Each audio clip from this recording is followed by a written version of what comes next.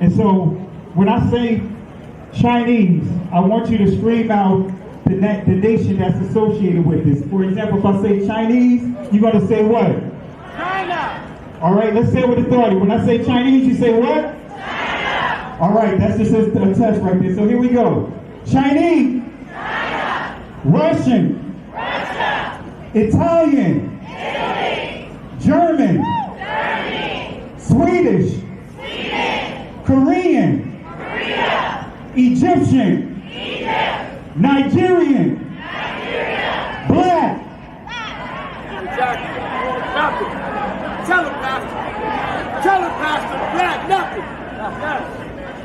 I hope you were able to successfully identify the issue. The lion won't sleep tonight. 'Cause we woke now, and we woke now. I said the lion won't sleep tonight.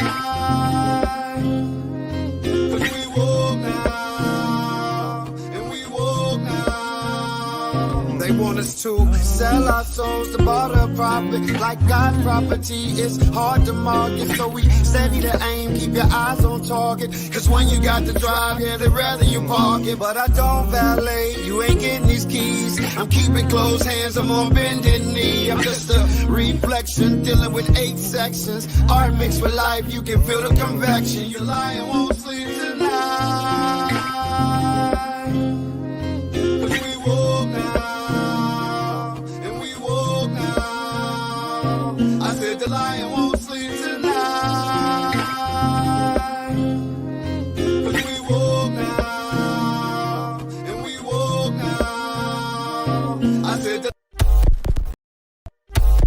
the same people that have stripped us of our identity and labeled us as a color have told us what it means to be black.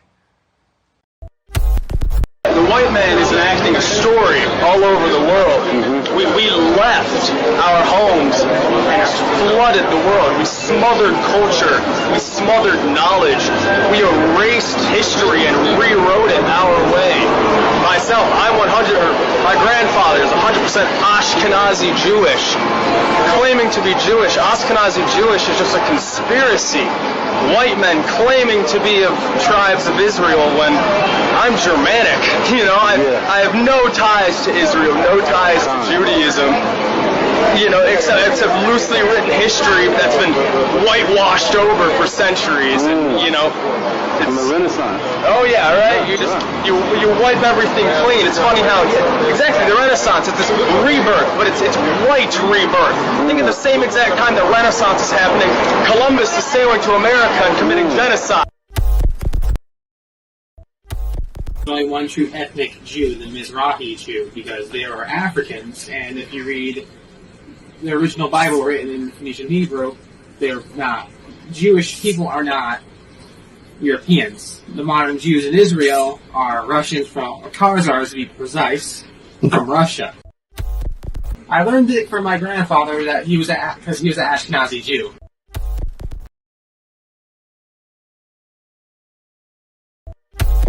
I'm so glad you're here because you can bring great clarity. Can you tell us a little bit about the Sephardic Jews and how they were scattered because they went west? I sure can. Because the reason why I want to is because a lot of them, and a lot of people don't know this, are in the Caribbean. They are. In the islands. And you're one of them. I know that. I'm one of them. I know that. Because, you know, a lot of folk don't know that those roots are there. One of the first batches of slaves that came to Jamaica, they were the Sephardic Jews. It's documented. And they're all over the Caribbean, South America, Central America, and even the South Central United States. Wow. And DNA testing is a factor in all this now.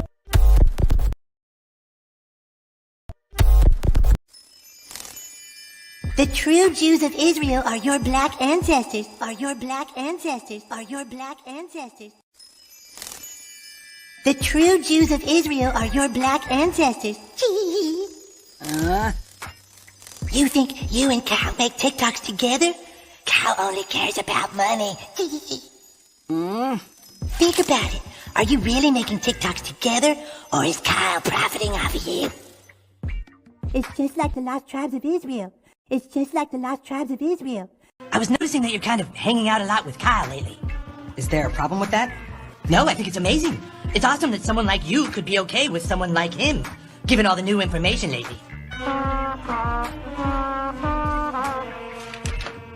You know, the stuff that's come out about how the Jews stole the black race's identity? That the lost tribes of Judah were actually all Africans? You didn't hear about this? Black people are actually the Jews and people like Kyle have taken that from them? Stop talking to me. When the Jews came to America to escape persecution in World War II, they found that blacks were already the underclass in America. So they had to invent a story for themselves which they could make everyone believe because Kyle runs Hollywood. But the CT scan has one more surprise for Alejandro. Shemai's ethnicity.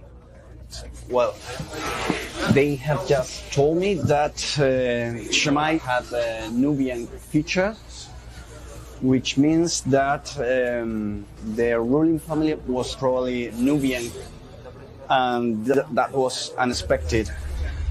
Examining Shemai's anatomy closely, the thickness of his bones and the shape of his nasal cavity, the anthropologists think he was a black African, likely from neighboring Nubia. A huge revelation that challenges the prevailing image of the Egyptian ruling class. We always thought the ancient Egyptian elites were Mediterranean type. We always thought the ancient Egyptian elites were Mediterranean type. We always thought the ancient Egyptian elites were Mediterranean type. We always thought the ancient Egyptian elites were Mediterranean type. And in this sense, Shemai is representing the society of the frontier in which different ethnic groups were mixed. At the end, it doesn't matter the color of your skin. Shemai was Egyptian. At the end, it doesn't matter the color of your skin. Shemai was Egyptian. At the end, it doesn't matter the color. Now, the problem for me, it's not about color. It's not about white and black. This is a very reductive way to talk about things. This is the way that Americans talk about it. I'm very sorry. Like, I come from Egypt. Egypt has a very diverse color palette. People can look like me or they can look deeper skin tone like Anwar Sadat, who comes from a Nubian origin. It's not about black and white. It's not about black and white. It's not about black and white. It just doesn't matter. It just doesn't matter. It just doesn't matter. It just doesn't matter. It just doesn't matter. It just doesn't matter. At the end, it doesn't matter the color of your skin. Shemai was Egyptian. At the end, it doesn't matter the color of your skin. Shemai was Egyptian. At the end, it doesn't matter the color of your skin. Shemai was Egyptian.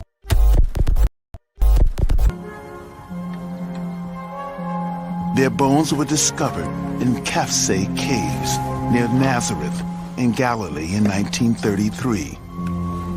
13 fragile skeletons, one a woman, a tiny baby at her feet. When these bones were first uncovered, they were the oldest complete modern human skeletons ever found. The numerous skeletons that have been found in caves in Israel at the sites of Kafse and Shkul show us that there were modern humans outside of Africa over 100,000 years ago. Those modern humans may well have gone up the Nile corridor. Those modern humans may well have gone up the Nile corridor. Genesis chapter 11 verse 10 explains the genealogy of Shem. Shem was a black man in Africa. If you repeat this fact, they can't laugh at you. If you repeat this fact, they can't laugh at you. If you repeat this fact, they can't laugh at you. I wanted to say peace and blessings to everyone. Want to apologize for being late. So I know many may have to catch this live in the playback, but I want to apologize. This is one of those late nights. I know I should have been here an hour and a half ago, but a lot was on the table. Had a live with my my cousin Benaya Israel, who had Aaron El Hike on his channel. had a discussion, a great discussion, a great build with that, and he gave some great information about the DNA. And then immediately after that, went on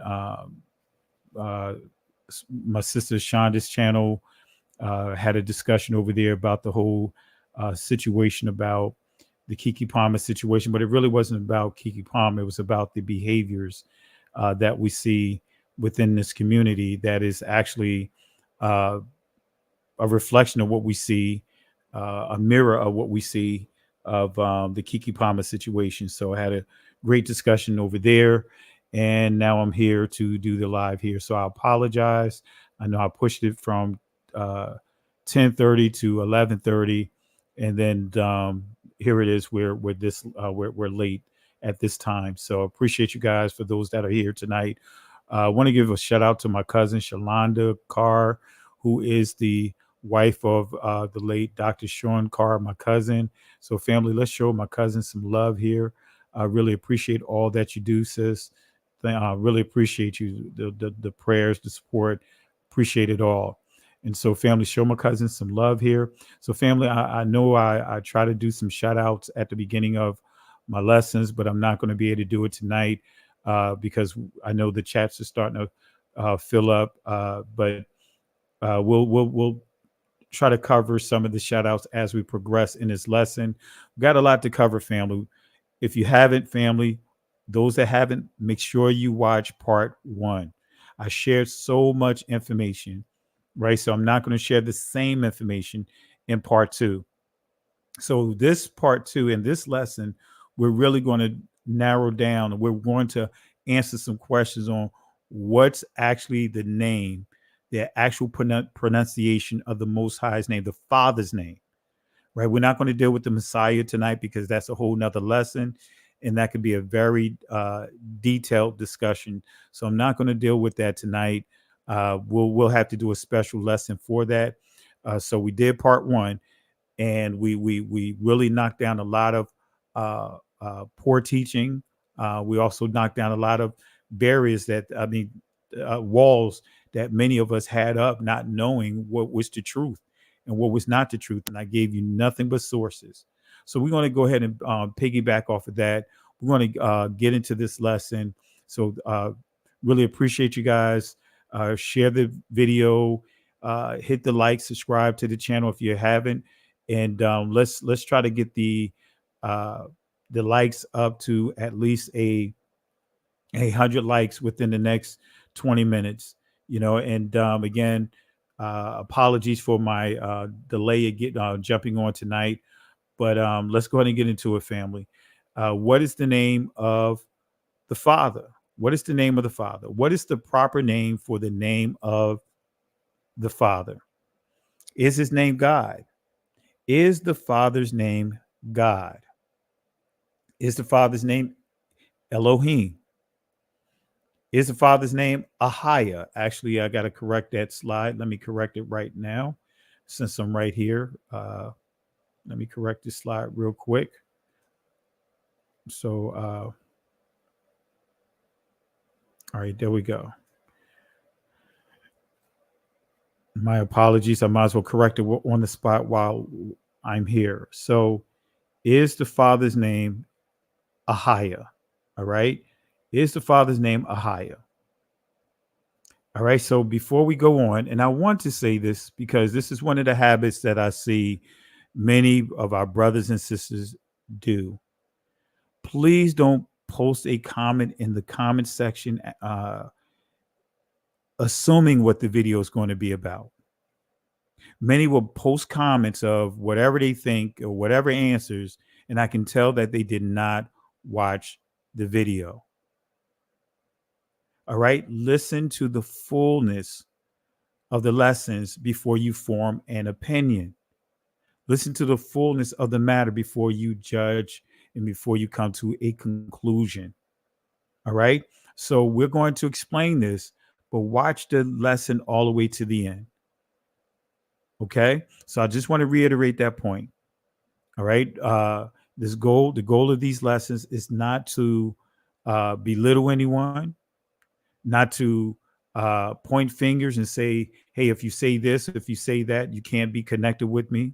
Because we do have brothers and sisters that are basically pushing, I guess, almost like the name only doctrine, because you have Yahweh only ministries, and that's in Christianity, that if you don't say Yahweh, you can't be connected to those ministries. So we do have brothers and sisters that taking on the approach that if you don't say anything outside of Yahuwah, you can't be connected to their ministry. Or if you don't say anything out, if you say anything outside of Yahweh, you can't be connected to their ministry. There's a lot of things that are not biblical that are going on within this community. So this is not here to throw shame any of our brothers and sisters, but allow you to get the full understanding of what's what. Right? So again, we're going to make it clear. Part 1, I made it clear. I gave you examples, but we're going to take it a step further in part 2. All right. So we're going to address a lot of these questions. We're going to address, and I'm going to show you what's the proper name, whether you agree or disagree, but I'm going to show you sources. Part 1, I gave you so many, but part 2, we're going to go even deeper. We're going to answer those questions. So here's the key understanding of writing, right? Let's start with writing, because I don't think that many of our brothers and sisters that are, in this truth really understand the history of writing, the 3 steps in writing, for us in terms of written languages. So I'm going to share this with you guys tonight as we build up the narrative, as we build up this lesson here. All right. So this is important for you guys to understand the 3 steps. So there are 3 steps in the history of writing. Step 1, people drew pictures, and by means of these pictures indicated directly what they wish to say. Let me say that again. People drew pictures, and by means of these pictures indicated directly what they wish to say. The pictures of a house burning or a man raising a sword to strike all conveyed a clear message, right? When we understand ancient Hebrew for us, the pictographs, right? That's where you see these pictographs. The letters were written out that way, pictographs. All right. So in this stage, for our step 2, right? In this stage, pictures are no longer indicates just the object itself, which is pure originally set out to picture. Right? Let me say that again. In step 2, this phase, this evolution, in this stage, picture, right? The pictures no longer indicated just the object itself. So if you saw a burning house, it wasn't just that's not just what the letter meant, which it originally set out to picture, right? It also indicates the presence of that sound and what occurs. In other words, it may occur, right? So, for example, the picture of a sun would also stand for the word sun, or the picture of an eye would also stand for the letter I. All right. So in stage 3, this is where we get into the creation of alphabets, right? The creation of alphabets.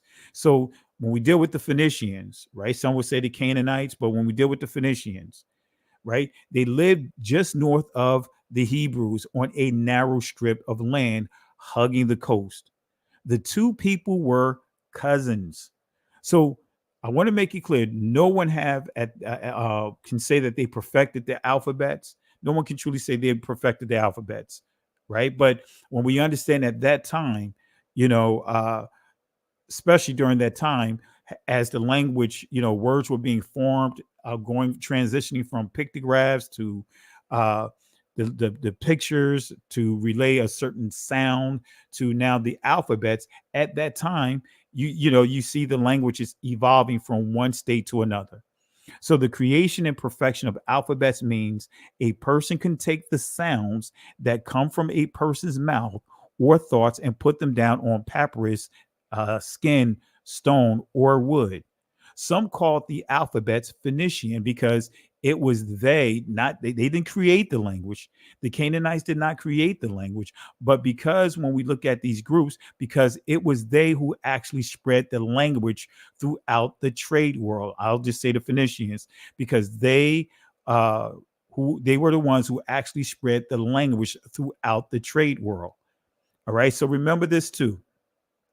The initial Greek, the ancient Greek, just like Hebrew, it was written right to left.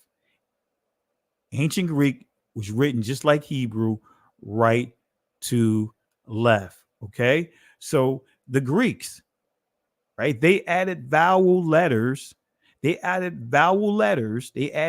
interpolated the language of the ancient Hebrews. Now, I encourage you guys to watch lesson 1, because in lesson 1, I really used a source called Proof of Interpolation. And in that source, I used it to really show you how the Greeks interpolated our language, not just our language, but languages of other cultures. And Josephus wrote about that, stating how the Greeks was rewriting history, right? Taking over countries and then rewriting their history books to give the impression that they were the ones that created that particular culture or whatever. So they noticed that the Greeks, noticed that the Hebrew alphabet had several sounds that did not exist in Greek. That's important. There were several Hebrew alphabets that had several sounds that did not exist in Greek. Anyone that will tell you or try to tell you that the ancient Greek preserved the ancient Hebrew pronunciations, including the name of the Father, they are not telling you the truth. They noticed that the Hebrew alphabet had several sounds that did not exist in Greek. So they took letters which they did not need and used them to indicate their vowels. Right? Here's an example right here. You see the ayan, right? In ancient Hebrew, ayan, right? The letter ayan, the way that it's taught, that it's a very deep guttural sound, which the Greek could not use because they did not have this sound in their language. So they took the ayan, which looks like a O, and used it for the vowel O, because again, ancient Hebrew did not have any O sounds. Right? Let me say that again. Ancient Hebrew did not have any O sounds. I'll say it one more time. Ancient Hebrew did not have any O sounds. So let you allow you guys to hear this clip to further prove this point. Here's a chart that summarizes vowel class and length. And you can see across the top the 3 classes, A, E, and U, and then down the side the 4 lengths, long, medium, short, and very short. So let's just go over this chart. We'll start with the A class vowels. The long vowel is cholam vav, and you'll recall that this says O as in snow. Now you might wonder why an O vowel is in the A class, and this is because of historical considerations. Originally there was no O sound in Hebrew. Everything that is a cholam vav. All right. So family, you got to hear with your own ears, right? Originally, there was no O sound in Hebrew. There was no O sound, right? And the U sounds comes from the O sound. Let me say that again. The U sound comes from the O sound. So if there was no O sounds in ancient Hebrew, there was no U sounds in ancient Hebrew. So that should answer some questions about whether or not if the Father's name is Yahuwah. There was no O sounds, which means there was no U sounds or U sounds in ancient Hebrew. So again, I encourage those that did not watch part 1, watch part 1 this upcoming week. All right. So let me show you something real quick. American Journal of Philology, the Semitic vowel A, 1881, page 450. Let me show you here. All right. Notice what this says here. Right. This is dealing with the I. Right. But notice what it says. The degradation of A into I is more general than the change above describes. In the Eastern branch, we have the abstract noun of action, as in zakir from zakar. Now I want you to understand. Notice how the sound is, how the I sound or the I sound. That is the changing of the degradation, in other words, the manipulation, the modifying, the diminution of the ah. So when you see Zakir, it was actually pronounced Zakar because the original ancient Hebrew just had an ah sound. That's what this is saying here. And one of the things that many of these educators deceived our people with thinking is that not just our people, but people in general that's learning these languages, they think, let's just say if the Canaanites made a change to their language, they think that change applied right across the board. That's just like saying every country that has Latin or Spanish there, that if it changed over in Spain, then Puerto Rico, Cubana, and some of the other countries, Brazil, that may use that language, they made the same changes. And that is completely incorrect. All right. So let's go ahead and finish this up here. So the degradation of into I or I is more general than the change above described. In the Eastern branch, we have the abstract noun of action as Zakir from Zakar, as appears from the feminine Zakarat. Right? The noun prefix T as in, or Tai as in Tarhas, liberation. Obvious the Ta, the imperfect prefix Yi out of Ya. So it's saying that prefix Tai or T, however you want to pronounce it, but it's Tai. It said that the original sound is what? The Ta, not Tai or T. The imperfect prefix Yi, the original sound, it says it comes from Ya. Family, that you can't make it any plainer than this, right? And probably the precavitive sign Li. Notice what it says: identical with the preposition Li or lie. We could say lie. The origin of the last is doubtful. Saying the origin of the last, Li or lie, is doubtful. Why? When we compare the forms la, lie, li, all meaning the word to, it seems probable that the first is the original. In other words, the first is the la. Lie, li, all comes from the la. So it's saying that the la is the original sound. So in this fashion, ah became a, the ha became e, the kaf became a, the sound yad was used for the e sound. This is how the Greeks interpolated the language. This is how they took letters and made them into vowel letters. So when the order was changed, that is when the Greeks began to write from left to right. They turned many of the letters around. Here's an example, right? You have the alap, the Israeli, they call it the aleph, but it's the alap. Set it up straight to make the letter what? A. So we even see the influence of ancient Hebrew even in the English language, the alphabets.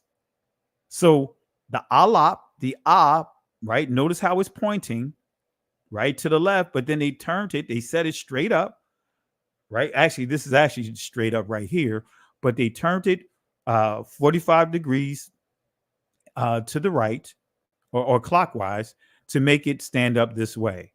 All right. The dalath, right? Israeli call it daleth, but it's the dalath, right? Notice what we see here. It looks like the D. So they turned it sideways and curved it slightly. And guess what? Now we have the letter D. They turned it, right? They turned this, 45 degrees. And guess what they did? They curved that point to make the letter D. Then we see the ha, right? Israelis call hey, but it's old Hebrew ha. Turn it around and it is the E. And the Greeks used it for a vowel since they had no need for it as a consonant. All right. Then we see the Zayin, right?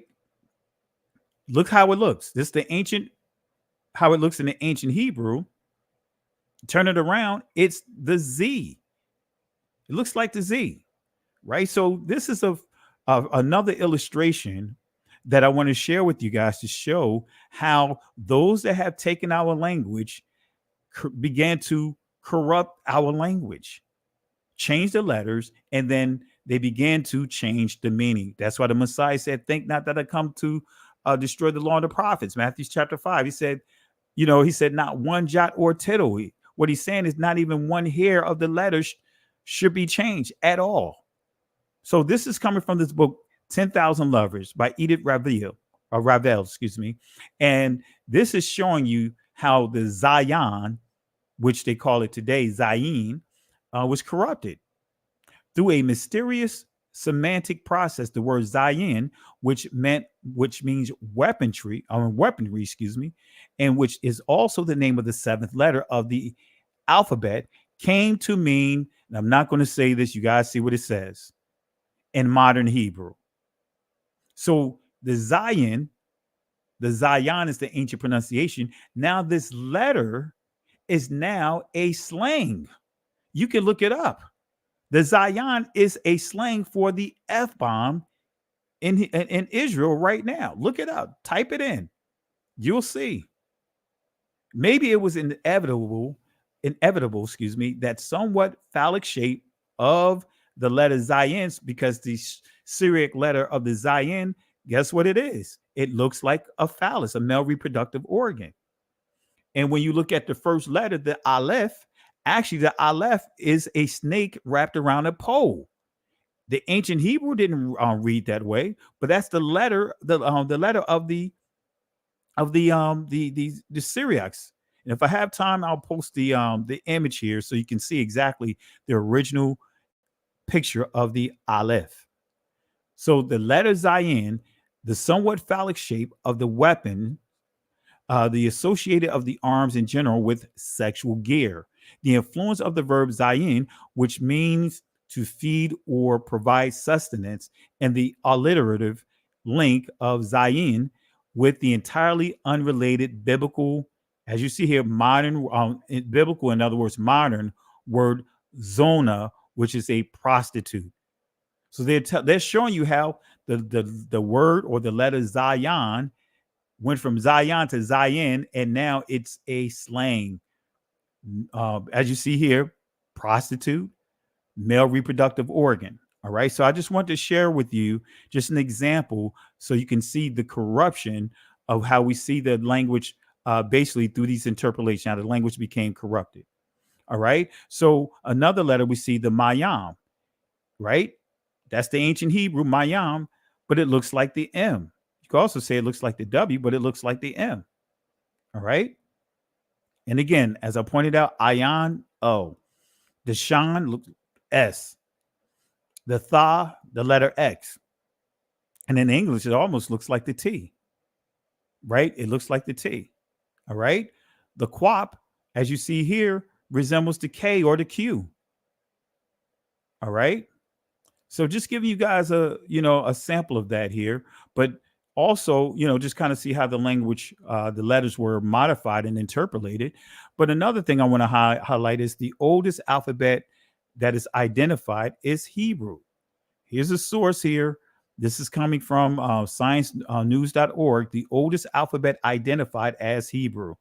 And it says here, Israelites living in Egypt transformed that civilization hieroglyphs into Hebrew 1.0 more than 3,800 years ago. At that time, when Old Testament describes Israelites living in Egypt. So this is just giving you some information proving that our alphabets are the oldest alphabets. So let's get into this question. Let's get into this question here, right? Is the Father's name Elohim? Elohim, is that his name? Is the Father's name Ahaya? I don't know why I typed it in this way, right? Let me correct it as I go on, family. You know how I do. I like to correct my lessons as I progress here. But again, we got a lot to cover here. So let me correct it real quick. All right, let's correct it real quick. So if I have to do this presentation again in the future, I can at least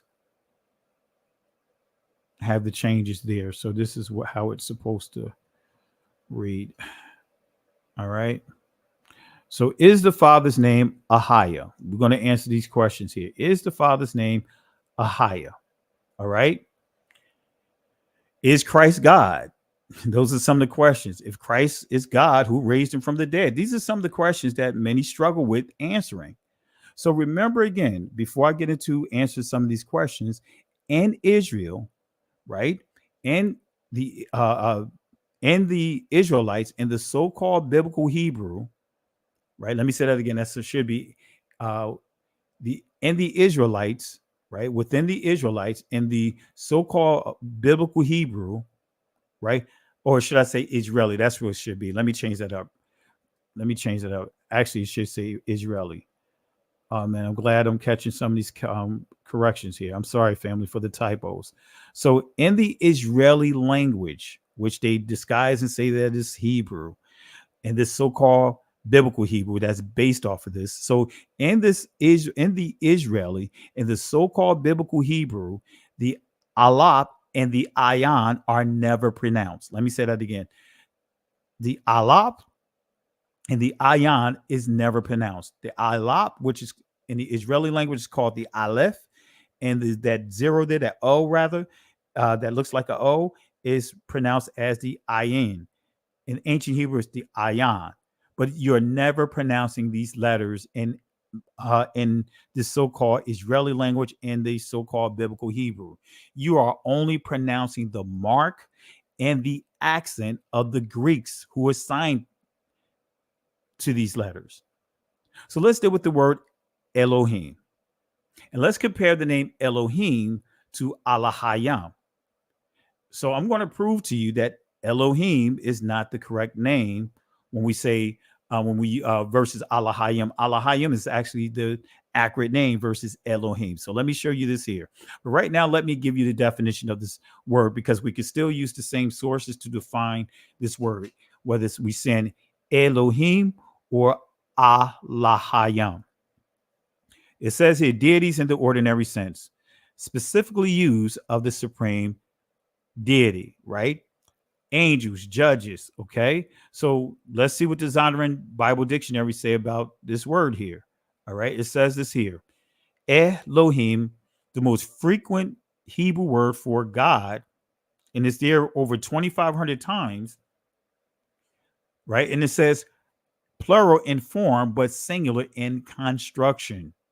All right, so it can be singular, a singular verb, or an adjective. So when applied to the one true deity, the plural is due to the Hebrew idiom of a plural of magnitude or majesty, and it gives you the scripture reference. It says when used of heathen gods, and it gives you some scriptures, or of angels or of judges as representatives of God or deity, right? Elohim is plural in sense as well as form, meaning either be strong or be in front, suiting the power of preeminence of God, a deity. All right. So it's telling you that this word Elohim can refer to angels. It can refer to the judges. When I say judges, this is dealing with the judges of Israel, right? Also, we see as the representatives of the Most High, and it could be directed to the Most High himself, the Father himself, the Son himself. So Elohim is plural of Eloah. Let me say that again. Elohim is the plural of Eloah. Okay. So and so if we broke this down in ancient Hebrew, it'd be Alahayim is the plural of Allah. Alahayim, plural of Allah. Elohim, plural of Eloah. Right. And I know some of you guys are like, wait a minute, did pastor just say Allah?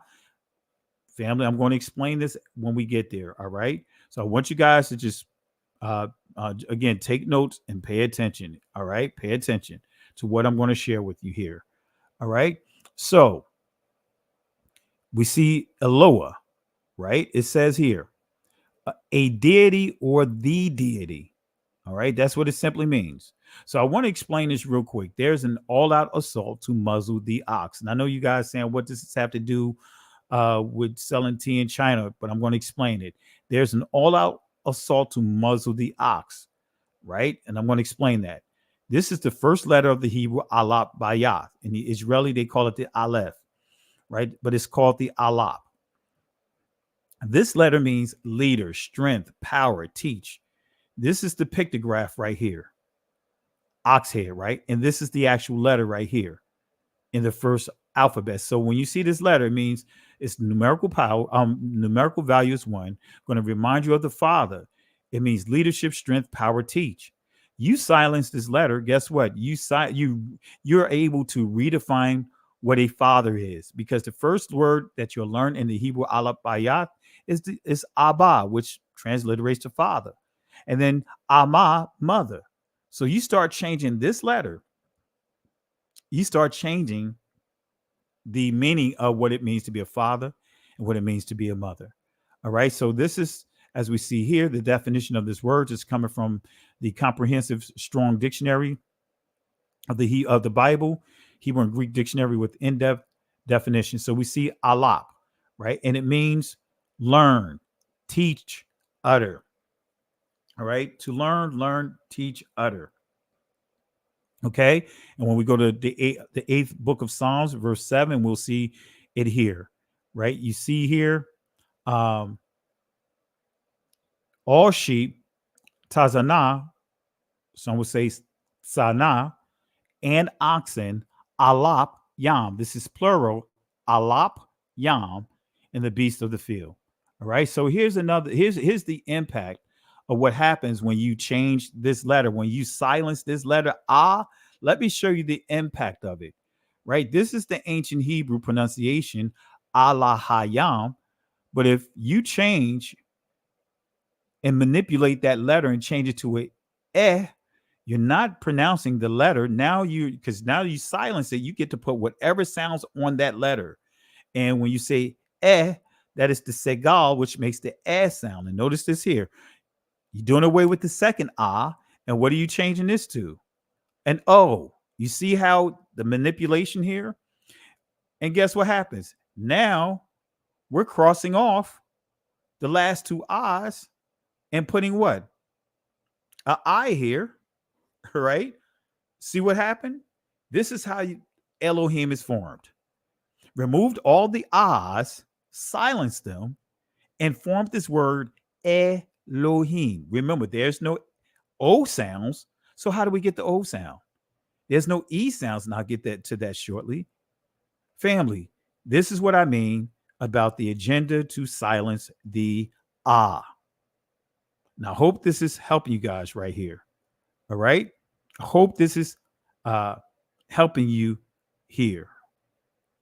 All right? I know I butchered it. I said the price of tea in China. I know I butchered it. It is what it is, family. All right? It's late. It's all right. So these are the different vowel points, right? This is the segal. This is the saray yod. This is the karet and the karet yod, right? These are different vowel points, right? The segal is what you see at the beginning of that word Elohim. All right. But anyway, what is the law against muzzling the ox? Well, I'm going to show you here. Deuteronomy 25:4. This is what it says. Thou shalt not muzzle chasam, the ox, shawar, when he treadeth out the corn. And I want you to understand this. Remember the very first letter, the alap, right? An ox was often used to trample across a threshing floor in order to separate the ears of grain from the stalk. Sometimes the oxen, they pulled a large millstone that crushed the grain for making flour. The law stipulated that the oxen could not be muzzled while he was treading out the grain, right? So the oxen was working, therefore he deserved to eat. So remember, in the Israeli language and also the so-called biblical Hebrew, the aleph or the alap and the ayan are never pronounced. Why is that? One points to the Most High leadership, while the other points to watching, being a watchman. but they are never pronounced. So you are only pronouncing the mark and the accents of the Greeks, and we can also add the Germans on here. So again, there's an all-out assault to muzzle the ox. Right now, let's go to this source here. This is the a dictionary here, English Dictionary of Contemporary Ancient and Babylonian Assyrian. But notice what this says here. It says Allah, Aramaic. Wait a minute. Allah is the name that transliterates to God in Aramaic. So Allah sounds like Allahayim to me, doesn't it? And so in Arabic and also the Syriac language, Allah. And also you'll see that they pronounce it as well, Allah, sometimes with the I at the end. Doesn't that sound the same? Allah, Allah, and we saying Allah Yam, 2 or 3 witnesses. But then we got down here, El, Ugaritic, Phoenician. This is absolutely incorrect. They didn't even pronounce this L sound. Remember, that didn't even exist at this time. But anyway, if we just go off of the Aramaic and the Arabic, 2 Shemitic languages, I just share with you Allah and Allah bear witness of Allah Yam. I just gave you proof right here, family. I just gave you proof right here. I want to say shout outs to Malaka. Really appreciate it, sis. Show our sis some love. Malaka Batya to the remnant. Really appreciate it. Love when Dr. Kelly goes geek mode. Hit the thumbs up. That's right, family. Hit the thumbs up. Share the video. I know it's really late, but hey, it is what it is. Right? All right. Really appreciate the love and support, sis. All right. So, all right. And I want to say this here to Nicholas, right? In spite of what you want it to say, and the family, this is the problem when we dealing with our people, when you're teaching the truth, not just our people in general. This person point here, it's Alua. No, it's not Alua. And it's not Elohim or Haim, however you want to pronounce it. It's right on your screen. I just proved, and I want to further prove that there was no U sounds. Come on, family. Let's not do this. Right? It's not Alua.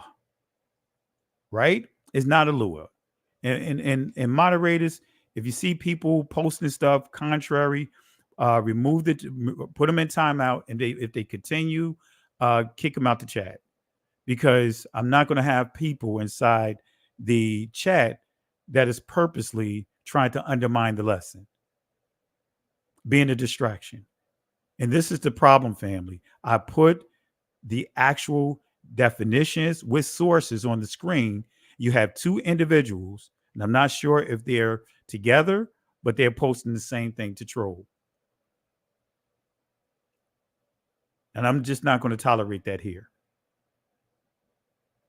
I'm giving you sources, family, and breaking it down with sources. So I'll say this again, family. If you disagree, you're entitled to disagree, but please don't be disrespectful in this teaching by posting something that's contrary to what's being taught. And that is the problem in this community, because people want to hold on to what they want to believe, and they'll be completely disrespectful in the process. They don't show no sources. I'm giving you sources. All right. So as you see here, Allah, Aramaic, Allah, and Arabic. So let's look at the Hebrew definition of the word silent, right? Dama. Let's see what Dama means. It says here, to be dumb, to stop, to perish, cease, be cut down, or be cut off. So that's what it means to silent. So silent means to be dumb, to be dumb, to stop, perish, cease. In the ancient Hebrew is Dama, right? That's the pronunciation in ancient Hebrew. Silence means to be dumb, to stop, perish, cease. So silencing the alap will allow the changes of the signs associated with it. Let me show you here. So treading out dayash means to judge. So this law prevents muzzling Qasam, an ox, while the ox is working. Why is that? Let me explain this real quick, and then we'll transition to the impact of changing this letter. An ox was often used to trample across a threshing floor in order to separate the ears of grain from the stalk. Notice what it says, to separate the ears of the grain from the stalk. In other words, this is synonymous to judgment. This is symbolic to judgment. So silencing the or the alap in treading the corn is an attempt to stop, change, or modify judgment. So we have to allow Yah's alap to silence the inner chatter in our hearts, right? Not to go against his laws, statutes, and commandments, starting with not wanting to accept the real name of the Father, which is Yah. All right. We can want things so much, but doesn't mean just because you want it is right. So here's the impact of how changing the understanding of the ancient Hebrew influences your understanding of key passages. Let me use this for example. Revelation chapter 1, verse 8. It says, I am the Alpha and Omega, the beginning and the ending, saith Adonai Yah, which is, and which was, and which is to come, the Almighty, right? So I am the Alpha and Omega. And the question that I have to ask based upon these Greek words, right? Does the Father have a beginning? Does the Father have an ending? Does the Father have a starting point to his existence? Does the Father have an ending point to his existence? So when you say, when you see the Alpha and Omega, right? That's saying that the Father has a beginning and an ending. The Father has no beginning. He has no ending. So what does the text actually mean? Well, let me break it down from a Hebraic school of thought. This quote is actually referring to signs. All signs come from the Father. Here's the Hebrew definition of the word signs, ath. Notice what it says here. Ath, in some places you'll see awath. In the Israeli, it's oath, right? But remember, there's no O sounds in ancient Hebrew. So this is not even the correct pronunciation of the word, right? But anyway, a signal, evidence, mark, proof, miracle, proof. So to sum it up, signs, mark, evidence. That's what this word means, ath or awath. All right. So sign is distinctive and it is uniquely recognizable. So the Father created signs at the very beginning of creation. Let me prove this. Genesis chapter 1, verse 14 and through 19. And Elohim said, let there be light in the firmaments of the heavens to divide the day from the night, and let them be for signs, for seasons, right? Maba'ad yam, and for days, yam yam or yama yam, and years, right? Shana or shan, but actually shana yam, years. Verse 15, and let them be for lights in the firmaments of the heaven to give light upon the earth, and it was so.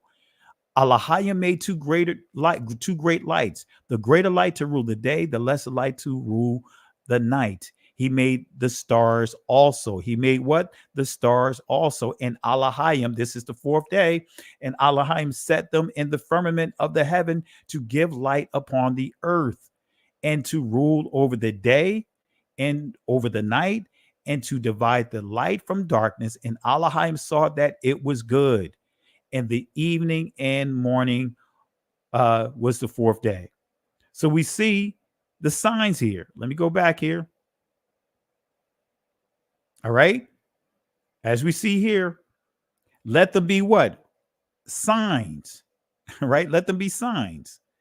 There are signs, family. So the greater lights are referring to the sun and the moon and the stars. They are created as signs to show man when to rest and when to work. So the Father also gave Moses two signs to prove he exists. Notice this here, Exodus chapter 4, verse 1 and 2. Let's go here. And Moses answered and said, but behold, they will not believe Amanyan, right? Which comes from the primitive root word Aman. Moses said to the Most High, behold, they would not believe, or should I say the Father, Yahweh, they would not believe me, nor hearken, in other words, listen with intelligence, Shema unto my voice. For they will say, Yahweh hath not appeared unto thee. And Yahweh said unto him, what is that in thine hand? The Hebrew word is yad. And he said, a rod, matah, right? So he said, what is that in your hand? He said, a rod. So the rod was given as one of the signs, the first sign. Well, guess what? Here's a Hebrew letter, the lamad, which means staff, disciple, to learn. We could put rod here. Lamad, numerical value is 30. But look at that. Doesn't that look like a staff? That's a staff right there. That is a staff. That is a rod. So we see the sign here, right? That is the sign. But let's go in, family. That is the sign. Numerical value is 30. There's a reason why the Messiah started his ministry at the age of 30. If you study numbers, you'll see why. So staff, disciple, to learn. In other words, a disciple is someone that's skilled at learning. The Hebrew word is lamad. That's the primitive root word. So the first sign Moses was given was his staff, right? The second sign is in verse 6-8. Here's the second sign. And Yahweh said furthermore unto him, put now thine hand into thy bosom. And he put his hand into his bosom. And when they took it out, behold, his hand, Yad, was leprous. Tazarah, or excuse me, Tazarai, or Sarai, as snow, Lashap. Right? You know, so, or excuse me, not Lashap, but Lashag, right? Shalag, rather. I'm saying Lashap. I'm all messed up tonight, family. So it's Shalag, right? So that is the Gamal, but it can, if you're not careful, confuse this with the Pa, right? The Pa would be stood up a little bit and it'll have a curve in the letters. So this is Shalag. Excuse me. I know it's getting a little late here. My throat is a little dry, so my apologies. So it says, and he said, put thy hand into thy bosom again. And he put his hand into his bosom again and plucked it out of his bosom. And behold, it was turned again as his other flesh. Verse 8, and it shall come to pass, if they will not believe thee, neither hearken to the voice of the first sign. Notice we're still dealing with sign, that they will believe the voice of the latter sign, right? So Moses' skin complexion was the second sign, right? Moses' second sign was this right here, his skin complexion. All right. So notice what you see here. Right? That's the sign, skin complexion, right? So the second sign Yahweh gave to Moses to prove his existence among the Israelites was Moses' skin complexion. So what is the name of the Father? Because we dealt with Exodus chapter 4, but there's a key passage that we have to address, but we'll get there in a second. What is the name of the Father? Is the Father's name Yahweh, Yahuwah, or Ahia? All right. Before we answer this question, let's address some additional information, some additional foundational information about the language. In modern Hebrew, remember, you are never pronouncing the alap, but you are actually pronouncing the mark, the speckle. This is where you get the word naquad. In the Israeli is nikud, which means speckle, right? So let's look at the Hebrew dictionary definition of speckle. Notice what it says here. To mark, in other words, branding, right? To mark by puncturing or branding.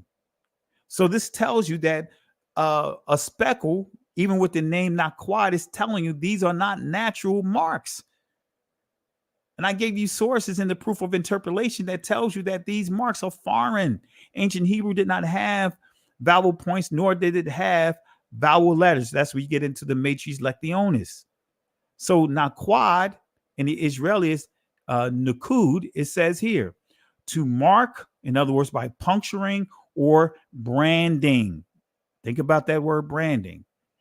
Genesis chapter 30, verse 32. And this is just give confirmation, just as Jacob dealing with, the cattle that he has. It says, I will pass through all thy flock today, removing from thence all that the speckled, naquad, and spotted, tala, right? Those, the spotted ones, they had natural marks. The speckled was the ones that he had to brand in, right? Spotted cattle, and all the brown cattle among the sheep, and the spotted tala of speckled and speckled, naquad, among the goats, and of such shall be my hire. All right. So these are the key letters in the ancient Hebrew, the Aleph Bayat, that were branded. As we pointed out, this is the Aleph, right? The numerical value is 1, leadership, strength, power, teach. The Ha, right? Numerical value is 5, which means reveal, uncover, open, right? And reveal, the Hebrew word is Gala, right? This is where you get the word Gala, also means redemption. Then you have the Wa, numerical value is 6, right? Which is tent, peg, hook, secure. These are key letters.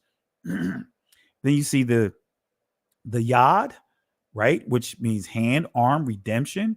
Numerical value is 10. Looks like the outstretched arms, as you see here. These are key letters. The Ayan, right? Means eye, sight, watch, right? Numerical value is 70. And there's the pictograph. Then we have the Pa, man shall not live by bread alone, but by every word that proceeds out of the mouth of the Most High, so a man live. That's Deuteronomy chapter 8, verse 3. So mind, mouth, instructions, command. Mind, mouth, instructions, command. When Paul says man should not, what he says, I can't even think of the passage now. Let this mind be in you that is in the Messiah that strengthened us. When he says, let this mind be in you, what he's referring to is mouth. The words that come out of your mouth be in alignment with the Messiah. There's the pictograph right there. All right. Looks like our lips, right? So then we also have the Shan, which is in the Israeli language, makes two sounds, the sh and the s, pronounced sheen and seen. The numerical value is 300. Think about that, right? Gideon, right? Teeth. So this is where you think about the saw teeth tool. So not only were key letters branded, not quad, but also the people connected to the letters and their language, Lashan, were branded, family. The scripture gives us all of this here. Right? Gives us all of this here. You know what, family? I'm going to put a book together. I'm going to put all of this into a book. I know I'm long overdue in doing that. I've been saying that for the longest. I'm going to make it so that way to make sure that is reasonably priced for our people. I know it's those that have put books together, it can be very expensive. All right. But I'm working on a book with all what I'm sharing with you here with some additional information, additional sources. So again, not only were key letters branded, but also the people connected to the letters in their language were branded, not quad. Now, this is pbs.org. Notice what it says. The captives were about to embark on the infamous Middle Passage, so-called because it was the middle leg of a three-part voyage, a voyage that began and ended in Europe. The first leg of the voyage carried a cargo that often included iron, cloth, brandy, firearms, and gunpowder. Right? Upon landing on Africa's slave coast, the cargo was exchanged for Africans, right? Fully loaded with this human cargo, the ship set sail for the Americas, and the slaves were exchanged for sugar, tobacco, or some other product. The final leg brought the ship back to Europe. But notice what it says here. The slaves were branded with hot irons and restrained with shackles. Our ancestors were branded with this symbol right here, which is called the fleur de lis, the lotus flower. Right? The fleur de lis, the lotus flower, family. It's right here. The fleur de lis, the lotus flower. All right. Okay. So let's continue here. All right. Slaves were also branded naqad, right, if they made any attempts to escape. All right. Here it is. This is the code Noor. In other words, the black code makes it imperative on masters to impart religious instructions to their slaves, permits the exercise of Roman Catholic creed only. Every other mode of worship is prohibited. Negroes placed under the direction or supervision of any other person than a Catholic are liable to confiscations. Number 5, Sundays and holidays are to strictly be observed. All Negroes found work on these days are to be confiscated. It also says the offender shall be what? Branded with the mark of the fleur de lis. So again, there's an all-out assault to muzzle the Ox family. And I just want to encourage you guys, don't be distracted. Let's just pay attention to the lesson here. We'll deal with other sources because, again, I still have to vet a lot of some of these sources because some of the sources that I've vetted, of those that have made books, it's very questionable. I'm not going to, I just don't want to promote any books yet. Certain books until I actually vet it. Is one brother, I don't have his book in front of me. He did a great job of putting the work in. And I don't have it in front of me right now. And I'll give you his actual name, right? He's overseas right now. He left the country, but a very good brother. He put a lot of work into it, right? One of the very few books that I can say is a great book to use to learn. And this is what he teach. All right. But anyway, there are no silent letters in ancient Hebrew. So I want y'all to remember that there are no silent letters in ancient Hebrew. And I want you to remember the letters, and I'm going to say it in the Israeli language. Let me zoom it in so you can see it here. Right? The Aleph, the Hey, the Vav, the Yod, right, do not have one specific pronunciation. Indeed, the Aleph can make the A sound, the O sound, the E sound, right? Or the A, however you want to pronounce it, but it can make the A, O, E, as you see here, I or E, right? These are some of the sounds that the Aleph can make in the Israeli language and what they disguise as biblical Hebrew. And so remember, Proto-Hebrew was unambiguous. The language had just an ah vowel sound connected to the consonants. So again, Alaha is the proper short form, or should I say Alaha in ancient Hebrew, right? It's the short form of Eloah. If you drop the then it'd be Allah, right? But Alaha is the short form, right? The proper short form, right? The singular. When we go to Deuteronomy chapter 32, verse 17, notice what we have here, right? They sacrifice unto devils, Shad Yam or Shadayam, not unto, as you see here, Allah, right? And we see Allahayam. And let me show you here. This is what we see here. Not La, Allahai, right? We see Allaha. And some would just say Allah if you drop the last ah. And then we say Allahayam, La, right? When we see Yadai, that means no. All right, not getting into all of that, right? And when we see here Kadash, right? That's holy. And that's plural. But anyway, so Allah is the proper short form of Eloah. So what is the name of the Father? Right? Exodus chapter 15, verse 1 and 2. Let's pay attention to what it says here. Then sang Moses and the children of Israel this song unto Yahweh. This is what you'll see inside the passage. You'll see this here. Yahweh and spake, saying, I will sing unto Yahweh. You'll see these letters there in the ancient Hebrew.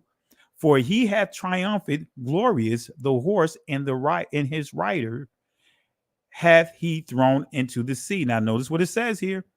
Yahweh is my strength and my song. He is become my salvation. He is my Allah. And I will prepare him an habitation. My father, Allahai, or Alahai Yah, and I will exalt him. Right? But in verse 3, let me see here. I didn't put it here. The Lord, in other words, Yahweh, let me zoom it in so you can see it. I should have put the verse 3 in here. I forgot to put it in here. Yahweh is a man of war. Yahweh is his name. That's the answer right here. Is his name Ahiah? I'm going to explain Ahiah shortly. But it says the Lord is his name, but actually you'll see the Yod, the Ha, the Wa, the Ha, Yahweh. You'll see that there in the ancient Hebrew. You'll see this right here in the ancient Hebrew. You will not see Ahiah. Right? But Yahweh is my strength, song, and he is become my salvation. He is my Allah, and I will prepare him a habitation, my father, Alahai, and I will exalt him. So I will prepare him in habitation, my father's Alahai. Let's see what Alahai means. Let's go to the Ernest Klein Comprehensive Etymological Dictionary of the Hebrew Language for readers of English. Notice what it says here. Now zoom in. Right? It says here, Elohi, right? This is two ways of pronouncing it. You see the colon va. So this va is used as a vowel letter. And then you see the colon over the ha, which still is pronounced the same way. It says godlike, divine, formed from Eloha, right? Eloha, Eloah, as I just pointed out, but Eloha is how you pronounce it in the Israeli, right? When you're reading these letters. All right. And you see here, Elohim, right? That's what you see here, right? Vowel letter. And then you see the vowel, Elohim. All right. So I just gave you the definition of this word. But again, remember this. Let me play this one more time, family, because I want to make sure you guys get this down. You know, even if you have to hear this over and over again, let me play it one more time. Here's a chart that summarizes vowel class and length. And you can see across the top the three classes, A, E, and U. And then down the side, the four lengths, long, medium, short, and very short. So let's just go over this chart. We'll start with the A class vowels. The long vowel is cholam vav, and you'll recall that this says O as in snow. Now you might wonder why an O vowel is in the A class, and this is because of historical considerations. Originally there was no O sound in Hebrew. Everything that is a cholam vav used to be a long A. If you know the Hebrew word for peace, it's shalom. If you know the Arabic word for peace, it's salam. And that long ah in Arabic is now an O in Hebrew. And so historically, cholam vav was a long ah class vowel, and that's why we put it here.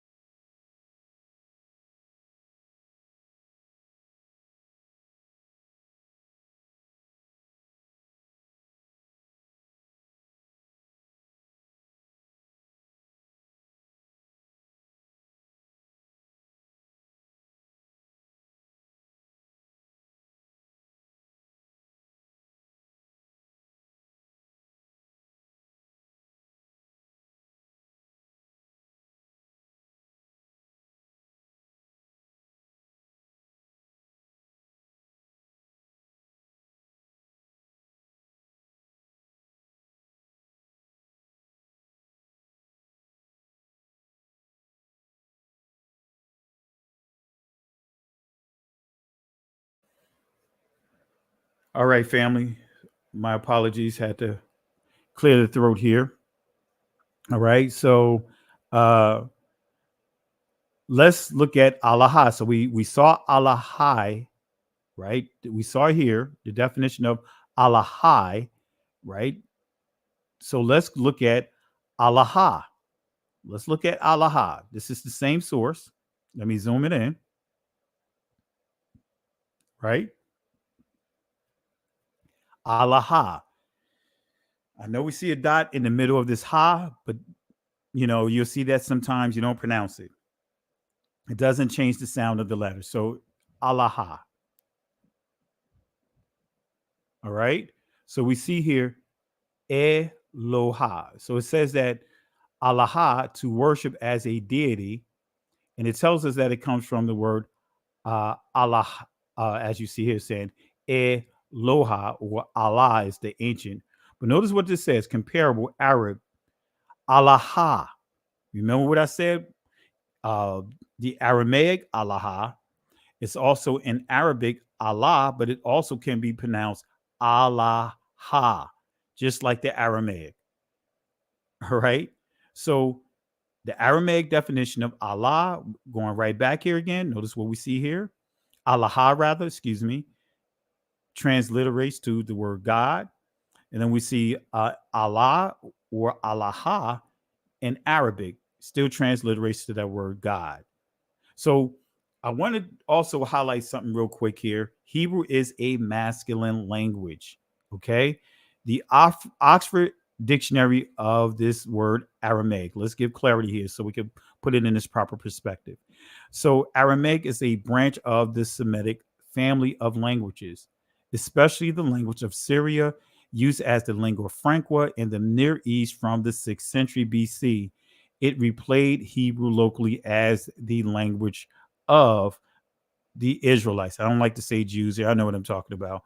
And through the displaced by Arabic in the 7th century AD, it still has about 200,000 speakers in scattered communities. So I can say emphatically they did not, Arabic was not Arabic, but Aramaic was not the dominant language among the Israelites during the time that the Messiah walked the earth. But even if they want to say Aramaic, right, we have Allah. Allah in Aramaic is still the same as Allah in ancient Hebrew. The difference is you see Allah Yam is the plural. So Allah, right, Aramaic, okay? All right, and these are the letters. Just to reiterate the letters, this is the Alap, right? This is the Lamad. All right. And this is the Ha. These are the letters that come together to form Allah. All right. So Allah in Aramaic, right? That's the name that is used for the Most High, or should we say that transliterates to the word God. Okay. Allah likewise. Okay. So the term Allah is the standard Arabic word for that transliterates to the word God.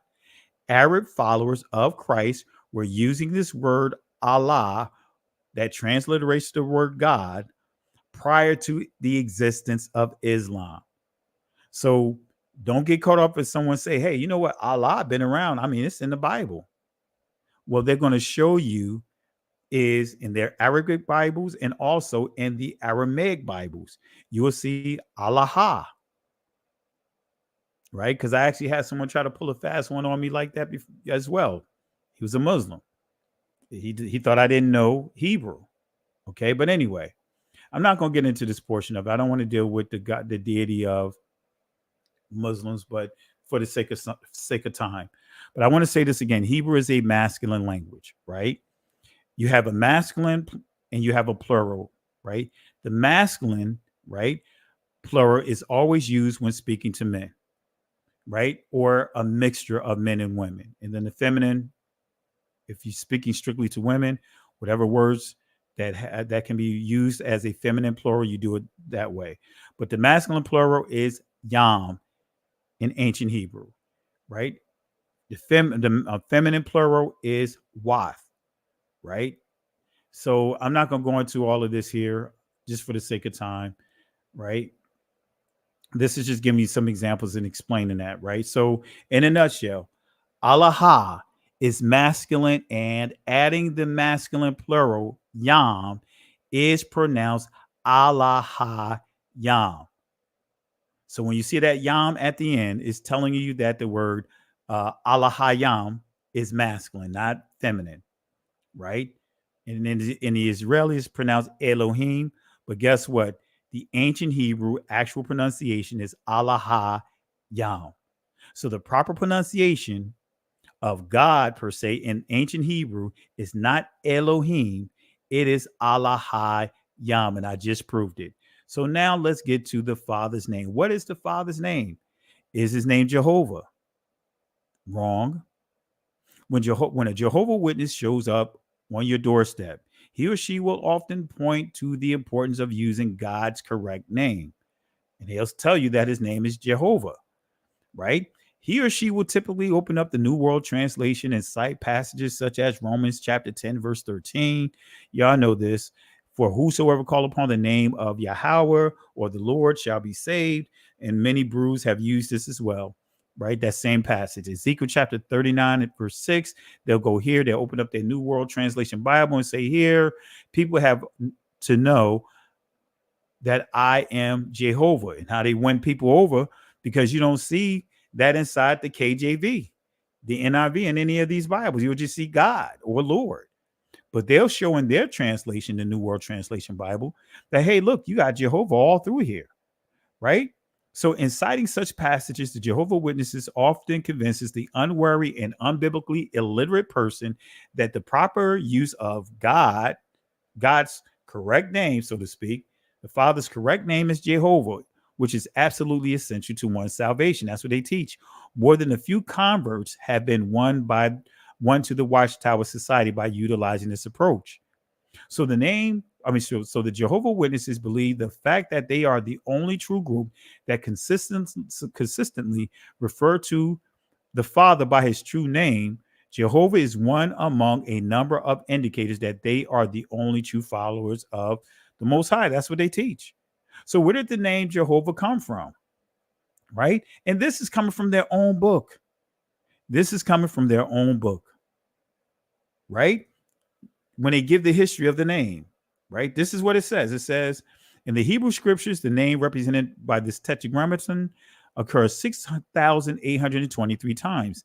The exact pronunciation of the name is not known today. So I used to shut him down. I'm like, wait a minute. So you're going to tell me that his name is Jehovah, but your own book says the pronunciation of his name is not known today.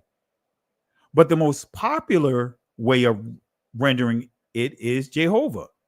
The abbreviation for this name is Jah or Yah, and it occurs in many of the names found in the Christian Greek scriptures. So I would go to their own book and show them that, hey, look, your own book says that his name, as it says here, the exact pronunciation of the name is not known today, but yet you trying to tell us it's Jehovah. All right. So in a nutshell, it says also in the exclamation, Alleluia, hallelujah, right? Luya, even though it's saying Jah. I mean, you see it spelled, you see the J here, but it's still saying the same thing. Hallelujah, right? And pray, and it says meaning praise Jah, right? But we know that there was no J's in ancient Hebrew, so it'd be Yah. All right. So the exact pronunciation of the name is not known today. That's what you see. What many would try to use the name Yahweh. We dismiss Yahweh fairly quick because Yahweh, they already know that's not the proper name. Any person that's teaching Hebrew, they would tell you, and they know that it's not the correct name. All right. And I could go into the sources, but it's not even worth expending that amount of time. If you watch lesson number 1 again, you'll see how I shut that down fairly quickly. So the exact pronunciation of the name is not known today, is what they tell you, right? So when we go to the 1911 Encyclopedia Britannica, notice what they say here. Jehovah is a modern mispronunciation of the Hebrew name, resulting from the combination of the name JHVH, in other words, these consonants, with the vowels of the word Adonai, in other words, which means transliterates to Lord, right? Which the Jews or the Israelites substituted for the proper name in the reading of the scriptures. So they're telling you that what the modern Israelis have done, they took the vowels from Adonai, or excuse me, Adonai, right? And this is exactly what they did to pronounce or create this word Jehovah or Jehovah. Notice what you see here. This is what they did. So now you have Jehovah, right? Now they took away the J, they took away the Va, right? And made it Yahovah. But here's the kicker. Got to get rid of that O, right? And this is how we do it in the proper pronunciation in ancient Hebrew. It'll be Yahweh. But in what they created is Jehovah. This is how they created Jehovah. So we're correcting it here. We're taking that O out, and this is the proper pronunciation, Yahweh. That is the proper pronunciation, right? So what is the Father's proper name? I gave it to you, but I'm going to give you sources. I'm going to prove it. Is it the Father's name, Yahuwah? Guess what, family? His name is not Yahuwah. We touched on this in part 1, but let me give you clarity here. Yahuwah is a combination of two words, Yah plus Hua. All right. Jehovah is the combination of two words, Jah plus Hova. Even though they say J, but it's actually Jah is what they're trying to say. That's what would be a better pronunciation of it. But Jehovah is the combination of Jah or J plus Hova. All right. So what is the meaning of Hua? Well, let's go to this source here. We see here, right? We see Haua, right? Notice what it says. Haua, right? This is the Shuruk, which makes the U sound. And we see here the Kamet, so the Ue sound. So they make Ua, Haua, right? Which means desire. It means cupidity, right? He cast away the desires of the wicked. So notice what this word here, when people say Hua or Haua, or use the word Yahuwah, I'm showing you the definition of that word. It also means ruin, fall.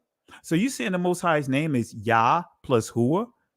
He ruins, he falls, he brings on calamities, destructions. That's it. He is calamity. He is destructions or destructive. Injure. We see here injury, mischief, wickedness. That's what's actually here, right? That's what you see here. That's not fully highlighted. Injury, mischief, wickedness. All right. That's what that word means. So Hua means desire, cupidity, ruin. In other words, cupidity, greed, ruin, fall, calamity, and destruction. So let's look at the meaning of Hova since we're here. Let's see what Hova means. Going back to the same dictionary.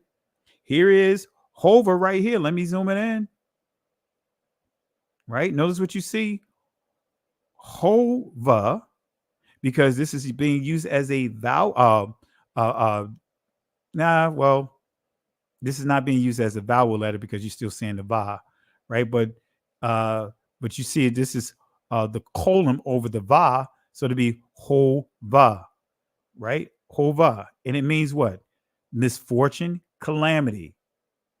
So Hua means calamity, misfortune, destruction, and we see Hova means misfortune. We see it means calamity. Come on, family. And it says here that Hova comes from Haua.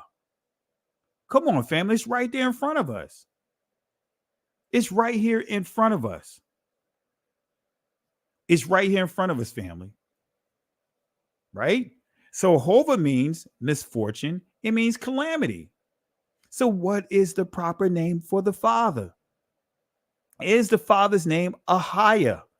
Because we already eliminated Yahuwah. We already eliminated Yehovah, or not Yehovah, but Jehovah. We already eliminated Yahweh. That was like the easiest one to, knock down. But now we have to deal with Ahiah. So is the Father's name Ahiah? And I'm here to tell you, brothers and sisters, and this is not to disrespect any of you guys. It's not correct. Right? Right? It's not Ahiah.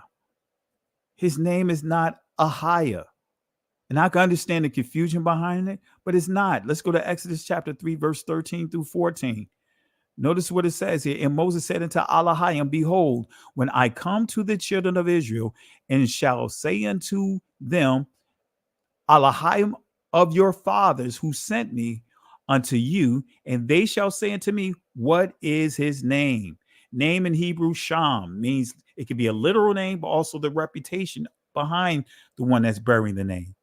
What shall I say unto them? Right? And Elohim said unto Moses, notice what you see here. I am that I am. And I'm going to pronounce this in ancient Hebrew, right? Ahiah, Ashar, Ahiah. I am that I am. And he said, thus shalt thou say unto the children of Israel, I am, in other words, Ahiah hath sent me unto you. So family, let me break this down. Ahiah is not a name. Let me say that again. Ahiah is not a name, but the combination of what is called the I can't even say it now. Conjugation verb and the Hebrew word haya, right? Which is also called the first aleph or the first alap, which is singular, which transliterates to I. So in a nutshell, let me show this here. So the conjugation verb is called the first alap, or in the Israeli aleph. So the first aleph or alap appears in the first person singular, which is I. That's all it is.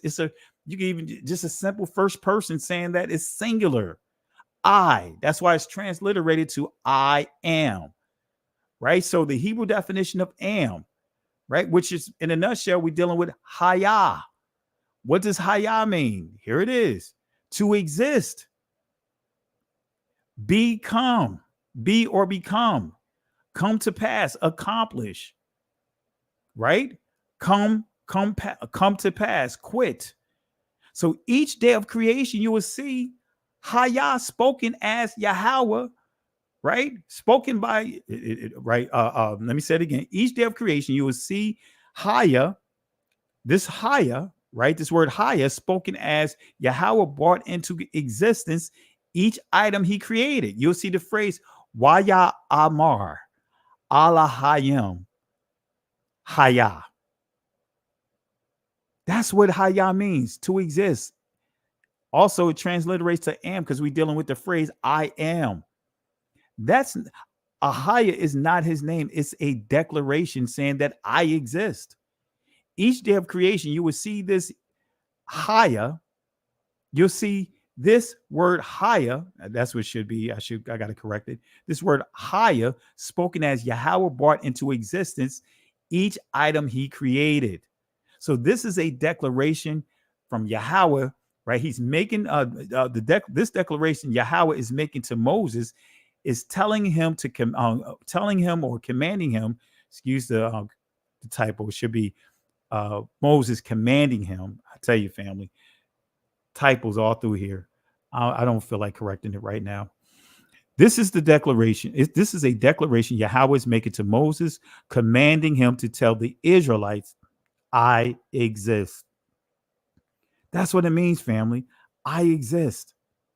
That's what it means. We're almost done here, family. I'm gonna correct this real quick because I know me. I'm gonna forget to correct it, and guess what? We'll be, and I'll be teaching this again with the error. So let me fix this real quick. Let me take this out. I might as well fix it right now. All right. Let me fix it right now. Because I know me, if I don't do it, it will, like the old school say, if I don't do it, it won't get done. So let me fix it right now. All right. I got it fixed. All right, so this is a declaration Yahweh is making to Moses, commanding him to tell the Israelites that I exist. So keep in mind two facts about Israel. First, many were worshiping the false deities of the Egyptians and continued worshiping them even after Yahweh delivered and saved them. Right? Here's the proof. Now, therefore, fear Yahweh and serve him in sincerity and in truth, and put away the deities of which your father served on the other side of the flood and in Egypt, and serve ye Yahweh. So this is proof that Israel was still trying to worship Egypt deities even after they were delivered. This is the newer generation that went into the promised land. And here it is. Joshua had to get on them again, telling them to put away their idols before he died. Israel, many of the Israelites did not want to let go of Egypt. Sounds familiar, right? Secondly, Israel had been enslaved for almost 215 years, in their minds, not only the Egyptian, their minds, right? In their minds, rather. Let me say this again. Israel had been enslaved for almost 215 years, and in their minds, not only the Egyptian deities had ever shown any interest in them, but not enough to hear their cries for help to save and deliver them. So the Egyptian deities, they worshiped them, but they couldn't save them because who did they cry for help? Yahweh. So Israel knew the literal name of the Father, but the power and reputation they did not know. Let me say that again. Israel knew the literal name of the Father, but not the power and reputation within it. So here's the Hebrew dictionary definition of the word name, as is sham. In the Israeli, as you see here, shame, right, which is mark or memorial of individuality.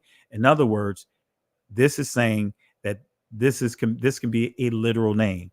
But then honor, authority, character, fame, and famous, renowned, report, that is the reputation. So when we go to Exodus chapter 3 again, verse 13 through 15, right? Let's go back here, right? The key verse is here, is in verse 15. This is the key verse. Notice what it says here, right? Because brothers and sisters, we have to read it in its entirety, not to stop at one verse or two verses. If you go down to verse 16, notice what it says here. And Elohim said moreover unto Moses, thus shalt thou say unto the children of Israel, Yahweh, Elohim of your fathers, the Elohim of Abraham, the Elohim of Isaac, and the Elohim of Jacob has sent me unto you. This is my name forever, and this is my memorial unto all generations. In verse 15, if you look at this in the Hebrew, you will see Yahweh Elohim. That's what you'll see in the ancient Hebrew. You will not see Ahia, because again, Ahia simply means I exist. I am. That's not his name. He's just telling Moses, tell the people I exist. Tell them me, Yahweh, I exist. That's all he's telling them. But he makes it clear what his name is right here. Thou shalt say unto the children of Israel, Yahweh Elohim of your fathers, the Elohim of Abraham, the Elohim of Isaac, the Elohim of Jacob, Yaquab, has sent me unto you. This is my name forever. This is my memorial unto all generations. So guess what? Is the Father's name Yahweh? Absolutely. I'm going to prove it here. I already proved it, but here it is.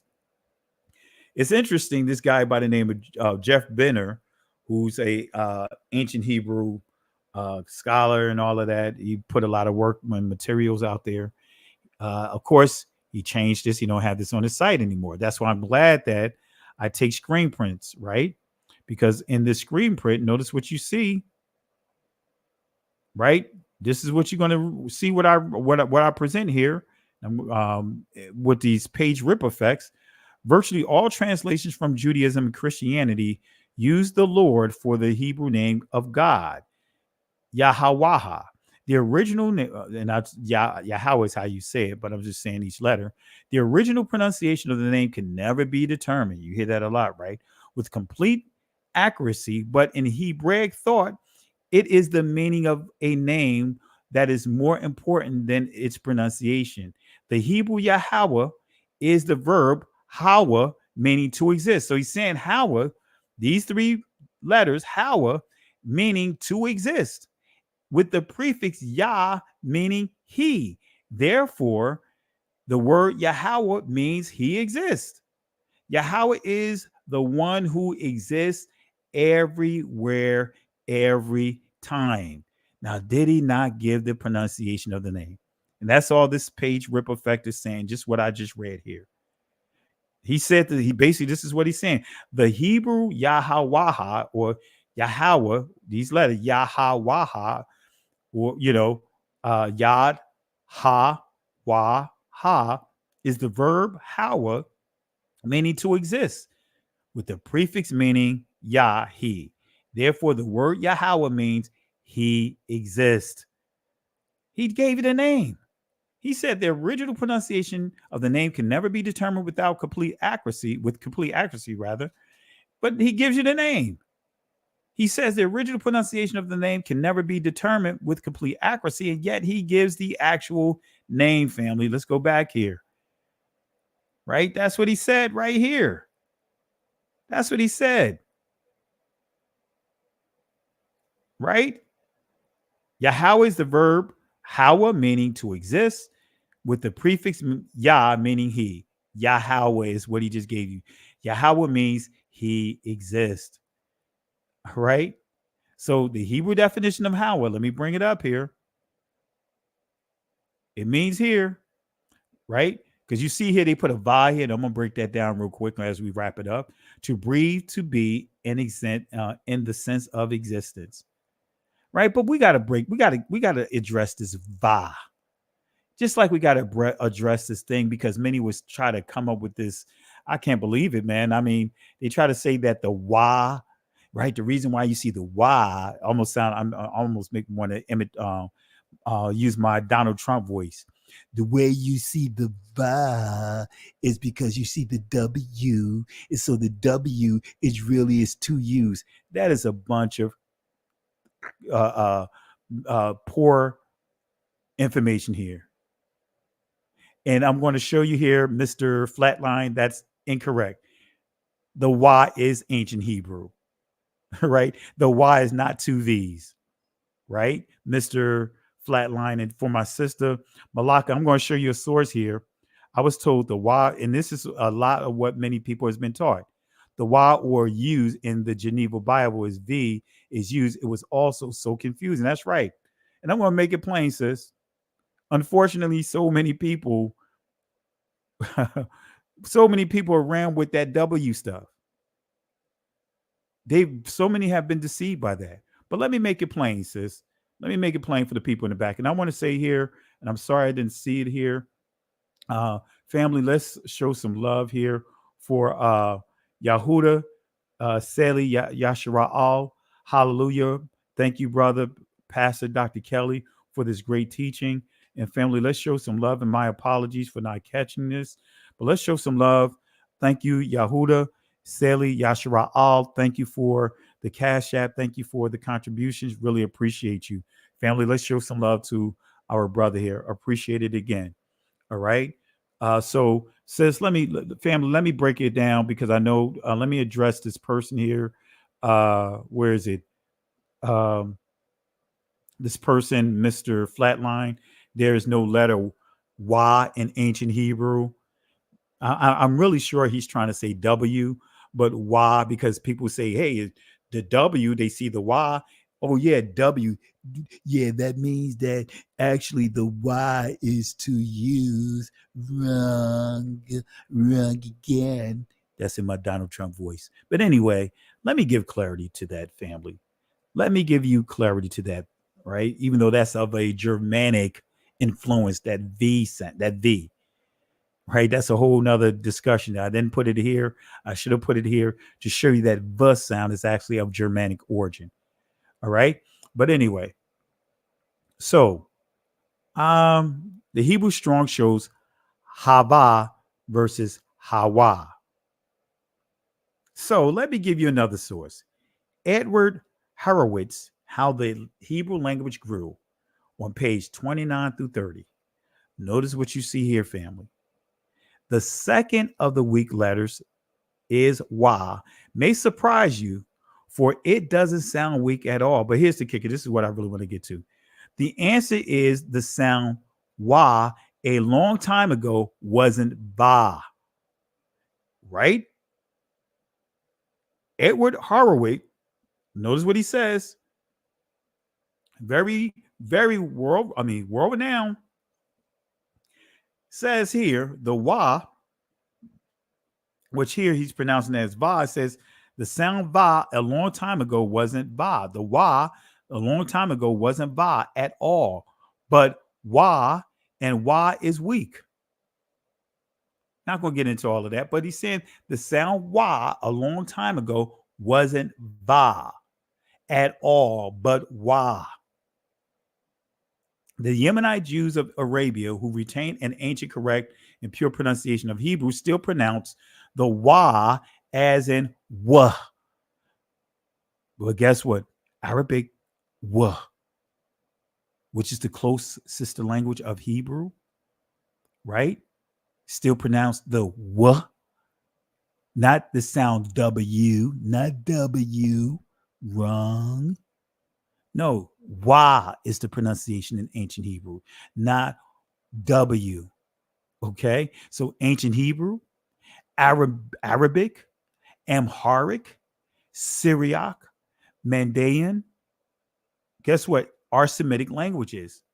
And guess what? All of these languages still preserves the Wa and not the Vav, except modern, or what they call Israeli Hebrew, right? Which is both of them are just Israeli language. That's what it should be called, right? Which appears to have adopted it from the Germanic languages. Let me say that again. All these languages still preserves the Wa, not the Vav, except modern or Israeli Hebrew or Israeli language, which appears to have adopted it from the Germanic languages. So what is his name? I gave it to you, family. I don't even have to go into the Eve. I don't even have to go into Eve. I really don't. That's just overkill. I don't even have to repeat this again. Yahweh. I don't really have to repeat that again. Right? I don't really have to repeat that again. We see the short form of the Father's name, Yah. I already proved to you that there was no V sounds in ancient Hebrew. I already proved to you there was no U sounds or Ua sounds. In lesson number 1, we covered the Greek diphthongs. I don't have to go through that again, family. Look at part 1 for those that want to go through that part where I break down the diphthongs of the UA sound. I'm not going to go through that here again for the sake of time. As you see here, Yah, the short form of his name, meaning the same as Jah, right? But we see here, this is the short form, Yah. But how did it get from Yah to Ayah, right? Anyway, but Yah is the short form. 48 times, but we don't see it 48 times. We only see it written one time in the form of Jah, right? And this is going to the Chaldee lexicon of the Old Testament. And notice what you see here, just what I broke down, right? But it's not Jehovah, it's Yahweh. Yah, and you see here, Jah, a word abbreviated, so that's just explaining what we just pointed out. So the short form of the Father's name, Yah, is common in the biblical text. We see it in the 68th book of Psalms, verse 4. I'll just give you some scriptures here. Where it says here his name is Jah, when actually it's Yah in the ancient. Verse 18 of the same chapter, we see it again, right? But in the ancient only, but not in the translation, you'll see Lord, but in the short form, right? In ancient Hebrew, you'll see Yah Alahayim, right? We'll see this again in the 104th book of Psalms, verse 35. Notice what you see here. Blessed thou Yahweh, O my soul, praise ye Yah.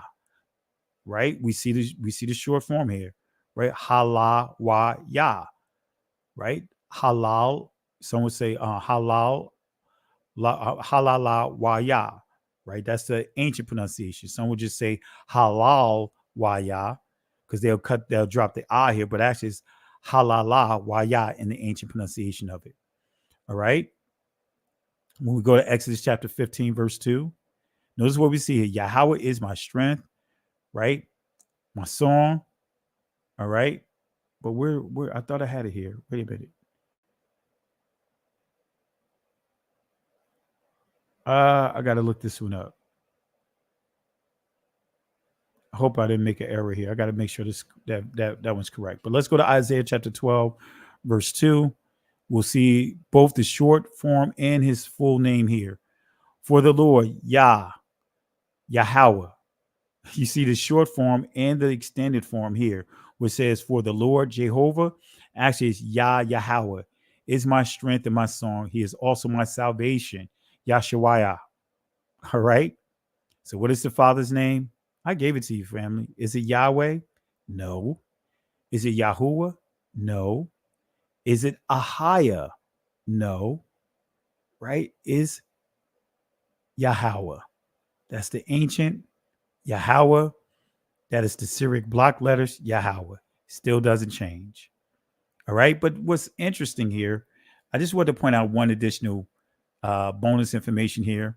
This is coming from James Adair's book on the, it says on the defense of the, well, in chapter 8, on the defense of the American Indians from the Jews by James Adair. This is in chapter 8 of his book titled The History of the American Indians, 1775. Right? Notice what he says here. Right? Before I conclude this argument, I must observe that when the Indians meet at night to gladden and unite their hearts before Yehovah, right? Sound like Yahweh, right?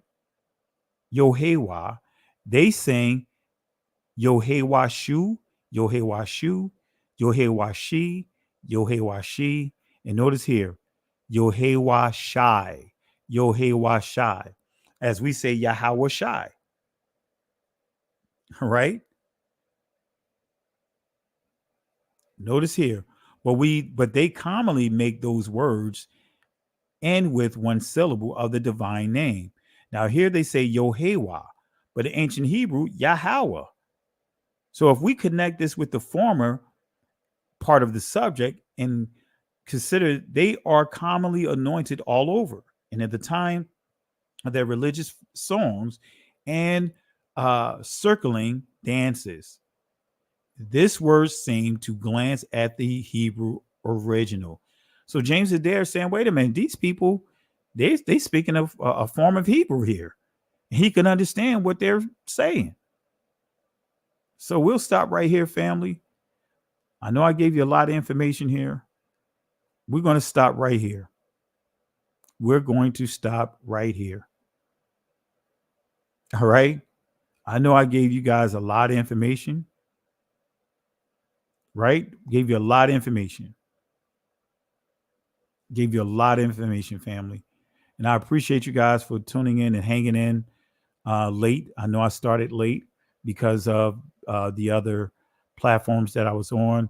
My cousin Benaya, and he did a great job, great interview with Aaron Elhike rather. Great interview. I was on that panel, and also with Ashonda. We had a great discussion about what's been going on, more focusing on our community, not really focusing on the the situation with Kiki and her boyfriend. All right. But we were more so focusing on the situation. So family, I hope this helps you. And I hope that, and look, whatever you choose to say or do from here, I'm going to leave it at that. I'll let the Most High handle that. Right. You know, and I see Yah's girl when it says will give us new names. I'm not even going to default to that, because the reason why I say that, when we say that, oh, well, you know, many would take the posture. It doesn't matter. It really doesn't matter, because he's going to give us new names. No, we still got to get to that. And actually, I don't see any scripture where he, whatever names that he's going to give, that's through the Most High. So that's almost saying that this, don't even focus on the Hebrew lessons. I'm not even going to even address that from a perspective of whether or not he's going to give us new names, right? I'm not even going to answer that. If you're getting confused, it's because you're holding on to that passage as if this is not important. But if you want to jump on the live and you want to ask your question, ask your question. All right. And so when in Shabbat rest, to give clarity, right? We already have the Messiah's true name. It's Yahweh Shai. And this is where we have to go into when we see the Greek, when we see the word new, right? The question is he going to, is it really new from a Greek perspective of he's going to give him a completely new name? Or is the Most High going to work, restore his name? So again, Yah's girl, regardless of whether we're not at that point.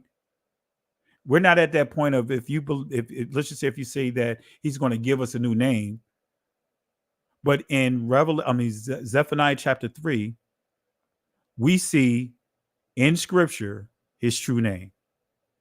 We see with Scripture his true name. Zephaniah chapter 3 verse 9 makes it clear he's not giving us a new language. He's going to clear up our language. He's doing it now. You don't have to wait. He's given us, with the understanding of ancient Hebrew, we know his name. We don't have to wait till we die to hear his new name or hear his name. We have it in the Scriptures. Come on, family. It's right in the Scriptures. Zephaniah chapter 3 verse 9, it is not dealing with getting a new names. It's not dealing with getting a new language. The Most High is saying he's going to clean up our language that has been modified. So let's not, and I understand the position of saying, hey, we're going to get new names anyway. So what does it matter? Family, that's not what the Scripture says in terms of understanding the language. If the original language was not a true important language, then the Most High would not say he's going to clean up the language. Why would he clean up a language if he's just going to say, all right, he's going to give us new names, he's going to give us new languages, he's going to give us all this new stuff? Why would he say that he's going to clean up the language? That's what we have to take in consideration. Read Zephaniah chapter 3, verse 9. I believe that's the verse. Let me read it real quick. And actually, I'll just say, go and watch the initial lesson, because I'm not going to reteach what I already covered in lesson number 1. But I'll read that passage real quick. Yes, it's verse 9. For then I will turn to the people a pure language. It says nothing about giving a new language. Barar means to clean, to purge out. Purge out what? The interpolation of other nations with our original language. And we see that happening right now before our eyes. That is a prophecy of the Most High saying he's going to clean up our language. Come on, family. We let's keep it simple. Let's keep it simple. Yahweh, that's right. Ra'ash, Yashara'al, Halala Waya, Bahasham, Yahweh Shai. Really appreciate what you posted right here. Family, this right here, because in ancient Hebrew, every letter was treated as a syllable. This will be the pronunciation you see here. Yahweh, that's the Father. Bahasham, the name. In the name. Ba, in, ha, the name. Yahweh Shai, his son. Barak, bless. La Nawa. Come on, family. We can't get it. We got it right here. La Nawa. Wa, Yashara al. Come on, family. Come on, family.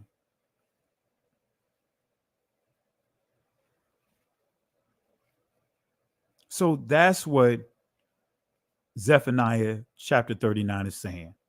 It's telling us the Most High is going to clean up our language. Clean up our language. So look up the Hebrew word in there where it says barar, and you will see that it says, just what I pointed out, it's going to mean clean. He didn't say he's giving us a new language. He said he's going to clean. So that absolutely, Yahweh Shai is the name of the Son. I took it out here. Matter of fact, family, let me put it in here. I was going to wrap up here, but let me put it in here real quick. Let me just put it in here. Let me just wrap up. Let me just give the true name, because family, if Yahweh is the name, as we just pointed out, that means his Son has to have his Yahweh inside his name. And guess what? Same thing with Judah, Yahweh. And guess what? Hawadah is praise. Oh man, let me just do this real quick, family. I wasn't going to do it. I took it out because I just wanted to focus on the Father's name. But let me point it out real quick. Let me bring it up real quick. Let me cut and paste this into it. This is what I took out, family. I'm going to do it real quick. Let me do it real quick. Let me get to that portion of it. I took it out. But since you guys are asking, let me just break down the Messiah's name real quick. Let me break it down. Like Karis One would say in his old songs, let me break it down to the very last compound. See how it sounds, a little unrational. All right. So let's do this here. Because we can actually, no pun intended, kill two birds with one stone. Because many would say, hey, the Messiah's name means a pig and all kinds of stuff, family. Right? But let's do it this way. Let me clean up the slide. Let's break down the Messiah's name real quick. I was going to open up the chat, but we've been going for a while. But let me at least give this clarity here. All right. So let's double back here. All right. Let's go towards the end here. Family, this is a huge lesson, as you can see here. This is part 2. This presentation is like a 500 slide presentation. Put a lot of work into this lesson. These lessons, rather. Join the Patreon account, family. I'm going to start getting back active on there again. There's some lessons on there of what I just taught here with 7 Hebrew lessons on there. I'm going to update and put 3 additional lessons on there. All right, but let's go here. Right? What is the Son's name? What is the proper name of the Son? Numbers chapter 13, verse 16. These are the names of the men of which Masha, Moses, sent to spy out in the land. And Moses, Masha, called Oshea, in other words, Hawashai, the son of Nun. Right? You'll see Jehoshua, but Yahawashai. Right? Some would say instead of Yahawashai, some would say Yahawashah. Right? They'll make the ah sound versus the I, but Yahawashai. Right? But we see here Moses called Hawashai, the son of Nun, Yahawashai. So how come we don't see Oshea sounding like, if we want to say, take the J off of here and say Ashua? We see Oshea, Ashua. See, those are some of the things that many of us don't catch on to. In the Hebrew, you'll see Hawashai changed his name to Yahawashai. So Joshua's name is the same as Christ's name, the Messiah's name. And we can prove that with Acts chapter 4, verse 4 and 5. 44 and 45. Right? But we'll just hone in on 45. Which also our fathers came after, brought in, you see, Jesus. Right? Actually, it's Yahawashai into the possession of the Gentiles. But guess what? This is not dealing with Christ. This is dealing with Joshua. Because when you read the entirety of the passage, you'll see that Stephen is giving an account, getting a history of the Israelites. And during this time, this is dealing with Joshua. This is not dealing with Christ. That's why it says here, whom Yahweh drave out before the face of our fathers unto the days of David. So we know that we are dealing with Joshua. So Joshua and the Messiah had the exact same name. Here's the Greek definition of Iesus, right?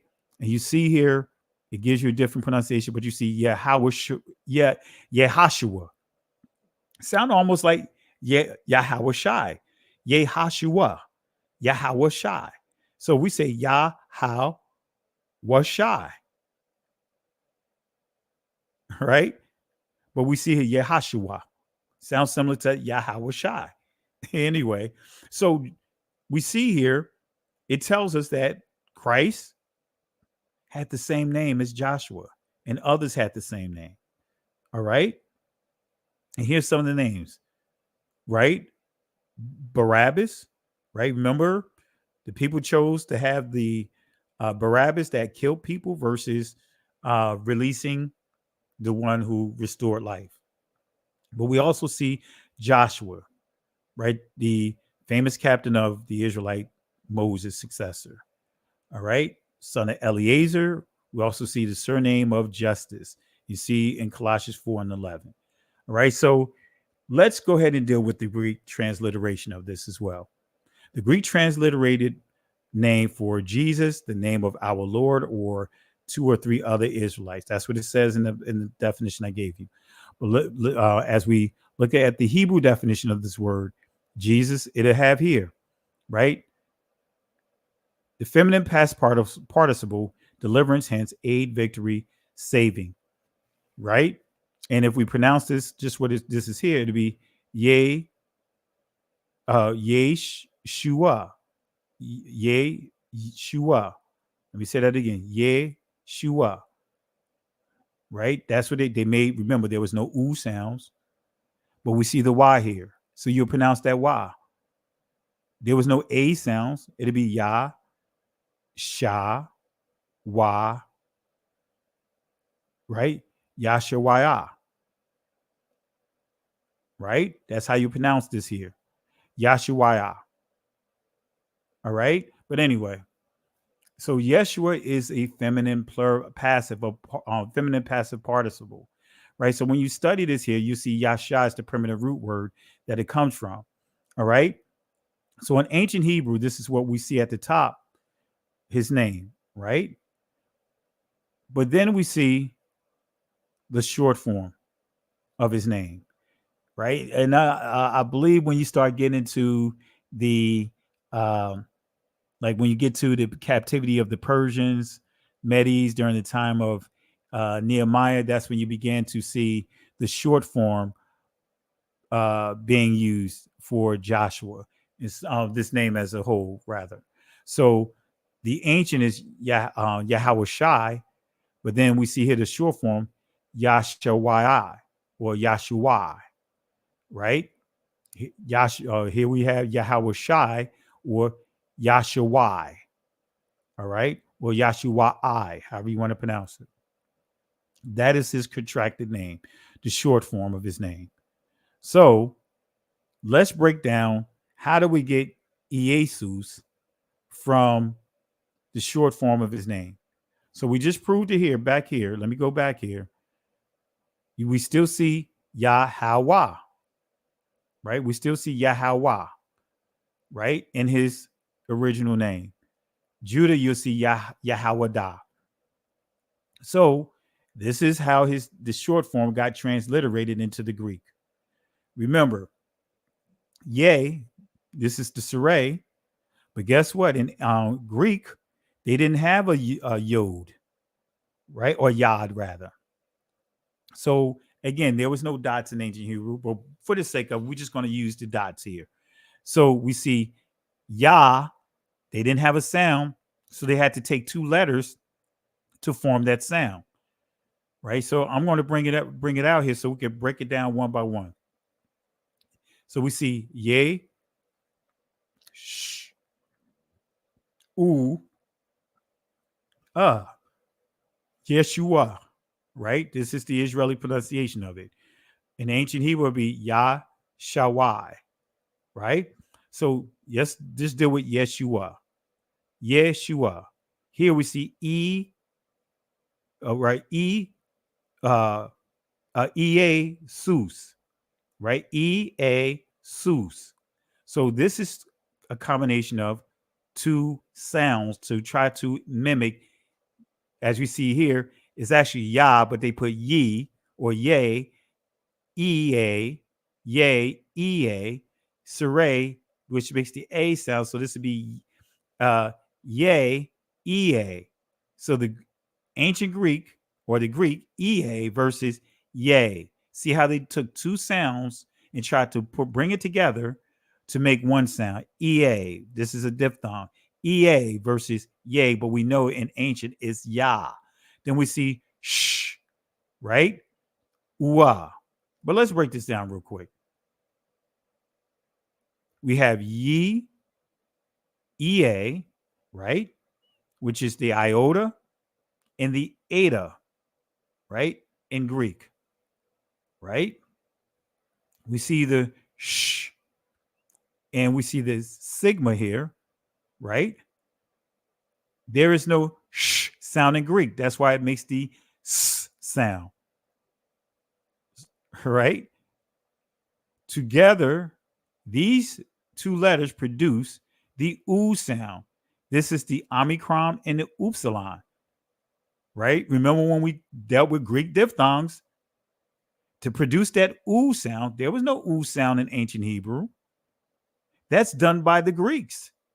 So to get that oo sound, it was the Greeks that took this vowel letter and made it into that oo sound. So as you see here, omicron combined with the epsilon forms the oo sound. That's still a Greek, right? Influence. There was no O sound. There was no oo sounds. There was no U sounds in ancient Hebrew, right? So when we look at here, right, the last one we see, the ayan in the Israeli ayin, right? That letter, right, is silent. So that's why you see the patak here, which makes the ah sound, and below it, we see the sigma, right? Again, at the end, which makes the s sound. And the reason why you see this S sound at the end is without the S, his name would be feminine. So you put the S at the end, the sigma at the end to make his name masculine in the Greek, right? So modern Hebrew, this would make an ah sound, right? Because of the patak here, right? The male names in Greek would end with S to make the name masculine. Without the S, the name would be feminine, right? So there you have it, family. I know I just broke it down. I didn't want to get into the details of it, but I just broke it down. The name, what his name is Yahweh Shai. That's his name. That's his name. That's his name. His name is not Yahshua. His name is Yahweh Shai. I just, like I said, family, you can't get around it. I literally broke this down. You know, I have a lesson that really deals with, is Christ's name, is Jesus the worship of Zeus? There's a lesson inside the chat about that. So family, I really appreciate it. I know I put a lot of time into this lesson, and family, whatever you want to hold on to, you can hold on to. That's up to you. But I can guarantee you with what I shared here, his name is not Yahshua because there's no U sounds. So that in itself eliminates that. All right. There's no O sounds. There's no E sounds. Right. So you cannot add whatever you want to add to it.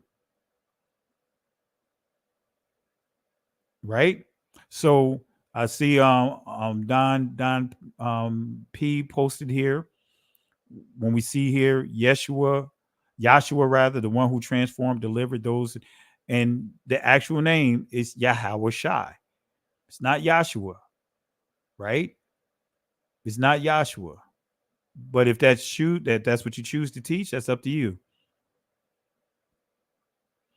All right. I have a teaching online about Eve, Yahuda, Seli, Yashra'al. I have a teaching about Eve, dealing with the responsibilities and all that other stuff, dealing with a helpmeet is. I have to look inside the lessons. I know I've already done a lesson on Eve. If I need to revisit it, I will, to give proper clarity on it. But I believe I already did a lesson on it. All right, family.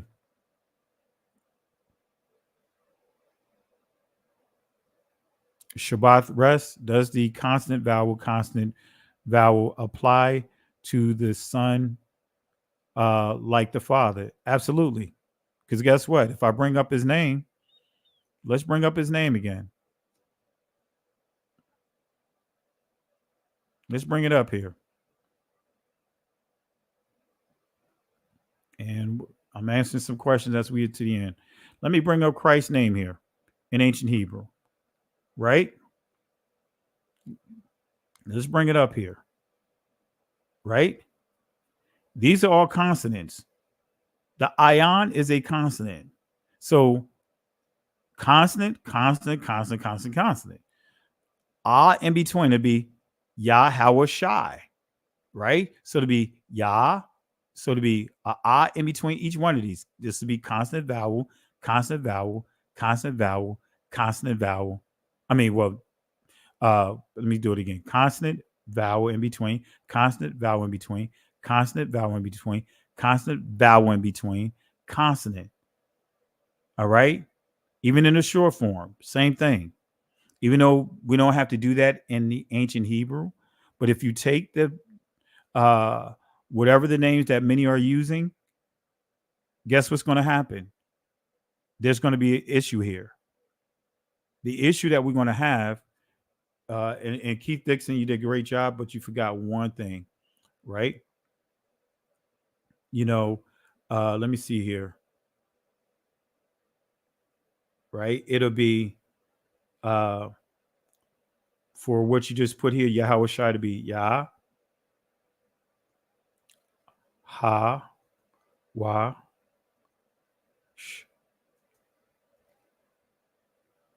Shai. And it still falls in alignment with consonant plus vowel, plus vowel plus consonant plus vowel plus consonant. All right, so I'm going to post it here so you can see it here.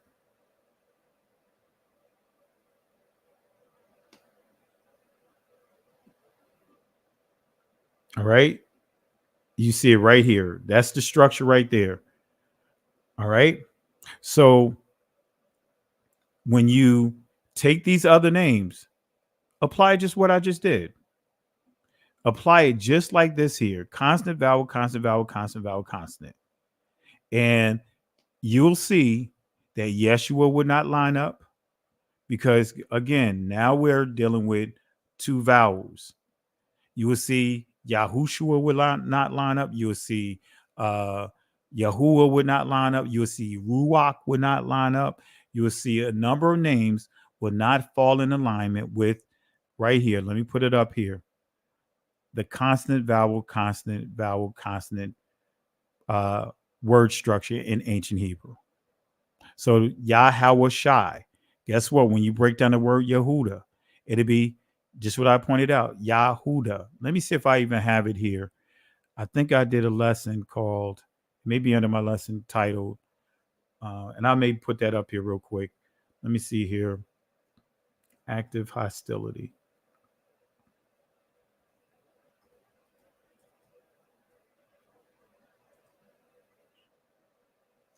It was a divided kingdom. Let me see here. Man, I haven't touched some of these presentations in ages, man. So let me see if it's here. It may be here. If it's here, I'll bring it over real quick. I'll cut and paste it in real quick. Because it's a lot. If not, we'll just do it another time.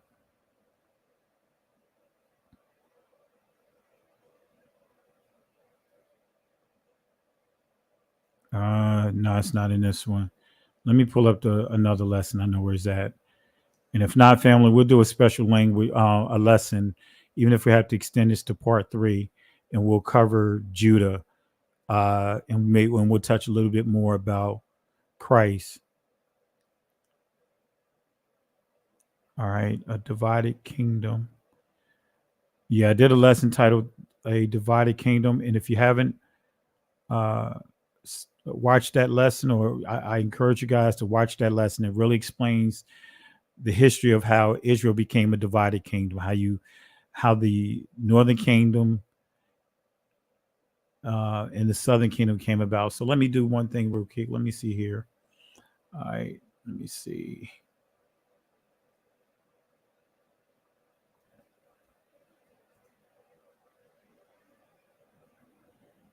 All right.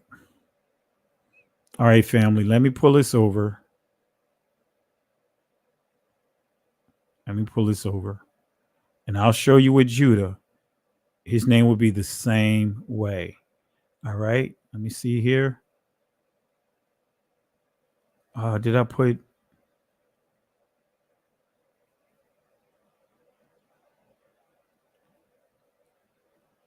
Yeah, let me copy this over. And I may even, I'll just copy this over for now. I'm not going to do the rest of it. I'll just deal with Judah. All right, let's see here. And then we'll wrap this up.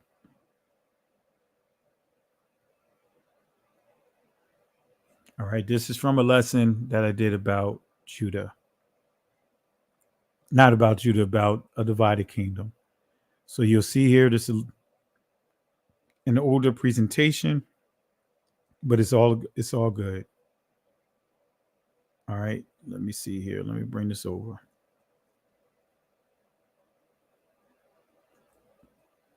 Let me bring this over right now. Let's put this at the end. All right, let's put this up on the screen. And family, like I said, you can tell that this is an older presentation, which it is. Let me clean it up just a little bit more because this is done with red font. So let me clean it up real quick. You guys know I'm a perfectionist in terms of how I like my information to be presented. So let me clean this up real quick. And then we'll deal with Judah and we'll call it a wrap. And family, again, I'm not trying to make anyone do anything, but what I would rather for you guys to have is information that you can actually take an honest assessment about what is what. You know, I gave you sources. I didn't just say anything. I didn't just give opinions. I gave sources. So when you post sources, it's hard to get around the sources. Why? Because that shows that, hey, this is not me giving my own opinion. This is me letting you actually vet the information yourself at your leisure. So let me just add this here, and then I'm going to just deal with Judah real quick, and you'll see the name here. I don't have the pulled up in the lexicon because I just, like I said, I wasn't prepared to deal with Judah. But since someone asked a question, let me deal with Judah real quick, and then I'm going to call it a wrap because I'm getting tired. Not getting tired. I am tired. I've been going since early this morning teaching, so it takes a lot out of you. So, and I did 2 shows prior to this. So I've been going since, I've been going since about 7. All right, so let's go ahead and get to this here. Let's get to this here. All right, we dealt with Yahweh Shai. Let's fast forward. All right, you guys already got this. So let's deal with Judah. All right, Genesis chapter 29, verse 34. And she conceived, and this is dealing with Leah, Hara, again, and bare a son, a son, and said, now this time my husband, Ayash, be joined, Lawash, unto me, because I have borne him 3 sons. Therefore his name called Levi, right? Lawai, right? So that's Levi, right? And then when we go to verse 35, right? And she conceived, Leah, conceived Hara again, and bare a son. And she said, now will I praise Yahweh. Therefore she called his name Judah. Notice his name here, Yahwadah. You still see the father's name here, Yahweh. Now, Hawadah means praise, right? Declaration. Let me see if I could bring it in real quick, right? Let me see if I could bring it in real quick. So now will I praise Yahweh. She called his name Judah, right? So actually, Yahwadah is his name. So Hawadah, right? This is praise. This is a declaration. This is giving thanks. This is giving a proclamation. This is what this means. But then Yah name was added to the front of it, right? Because, she got tired of dealing with Jacob. She was putting all her trust in Jacob, wanting Jacob to love her. But then she said, you know what? I'm not going to keep pursuing Jacob. I'm not going to look for having children thinking that this is going to make this man love me. She said, you know what? I'm just going to bless the Most High. I'm going to turn my focus over to the Most High. All right. And that's what she did. All right. Let's see here.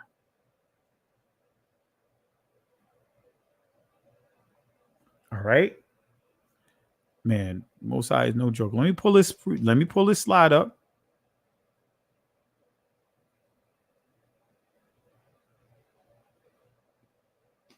Let's pull this up here because I want you guys to see this. All right, let me do my thing here. Let me import this slide here so you can see.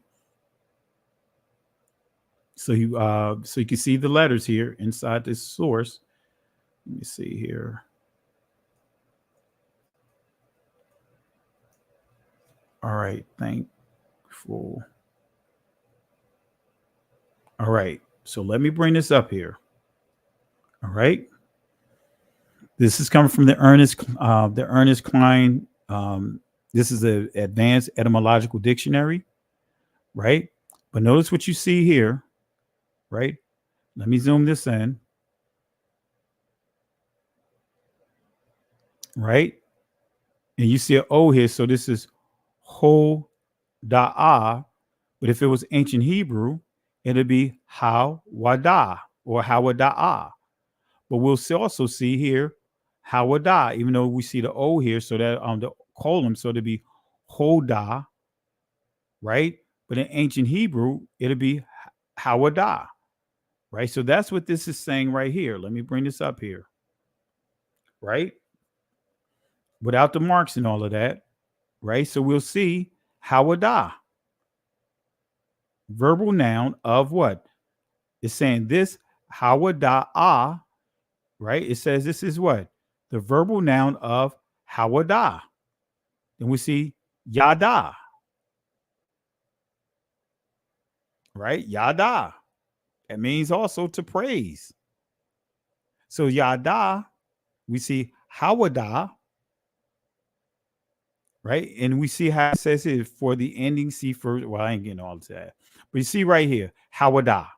So when we look at Judah's name, this is why you hear many say that Judah name means what? Praise. In other words, acknowledgement.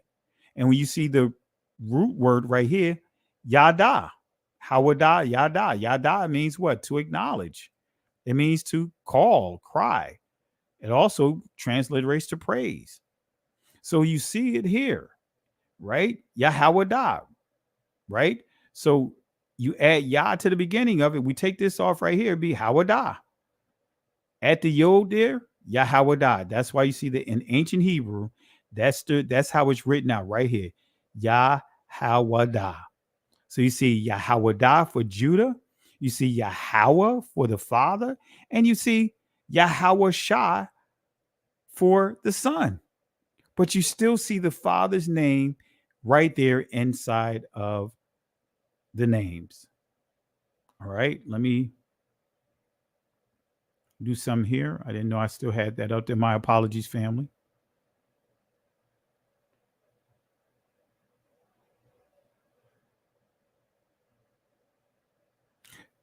Mr. Flatline, watch lesson number 1.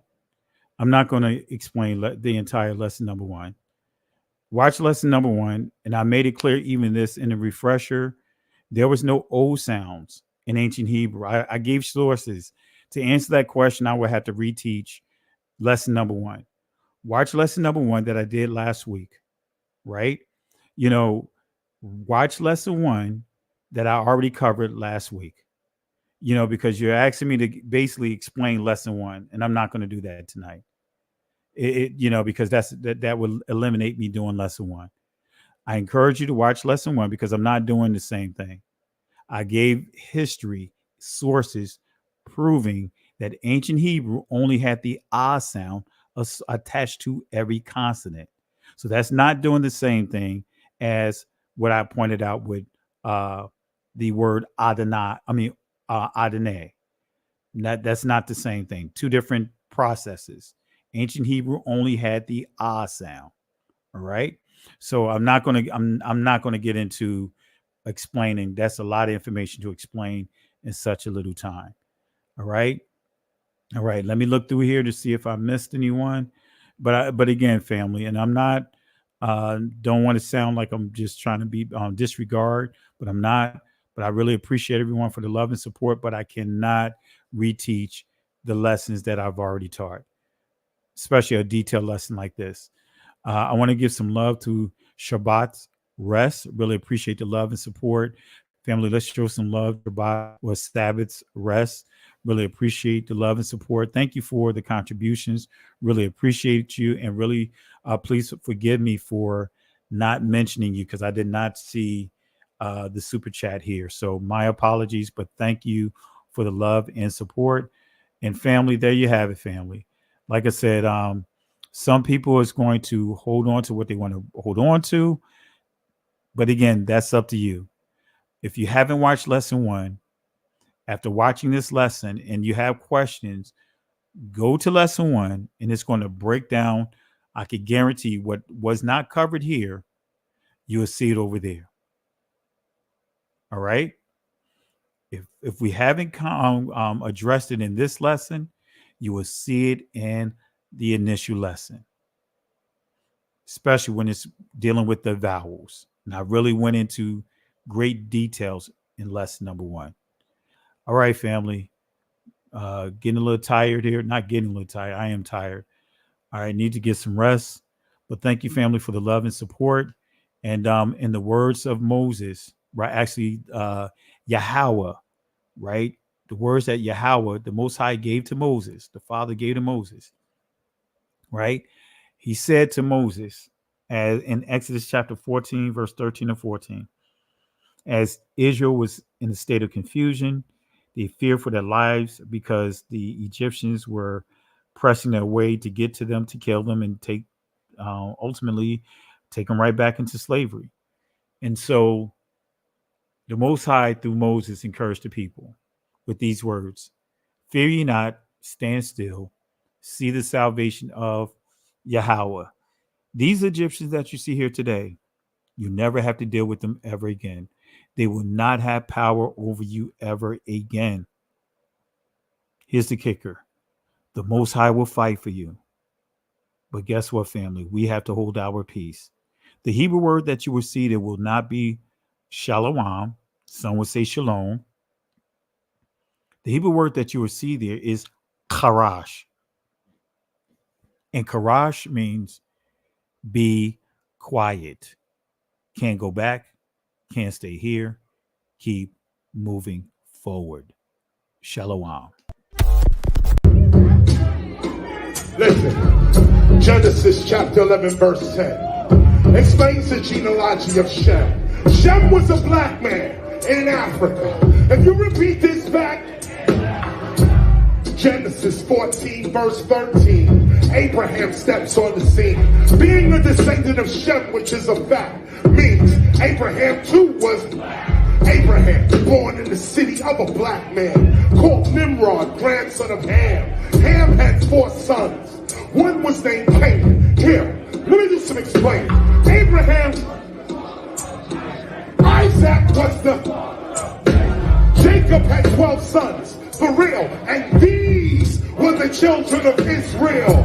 According to Genesis chapter 10. These were the children of Israel. According to Genesis chapter 10.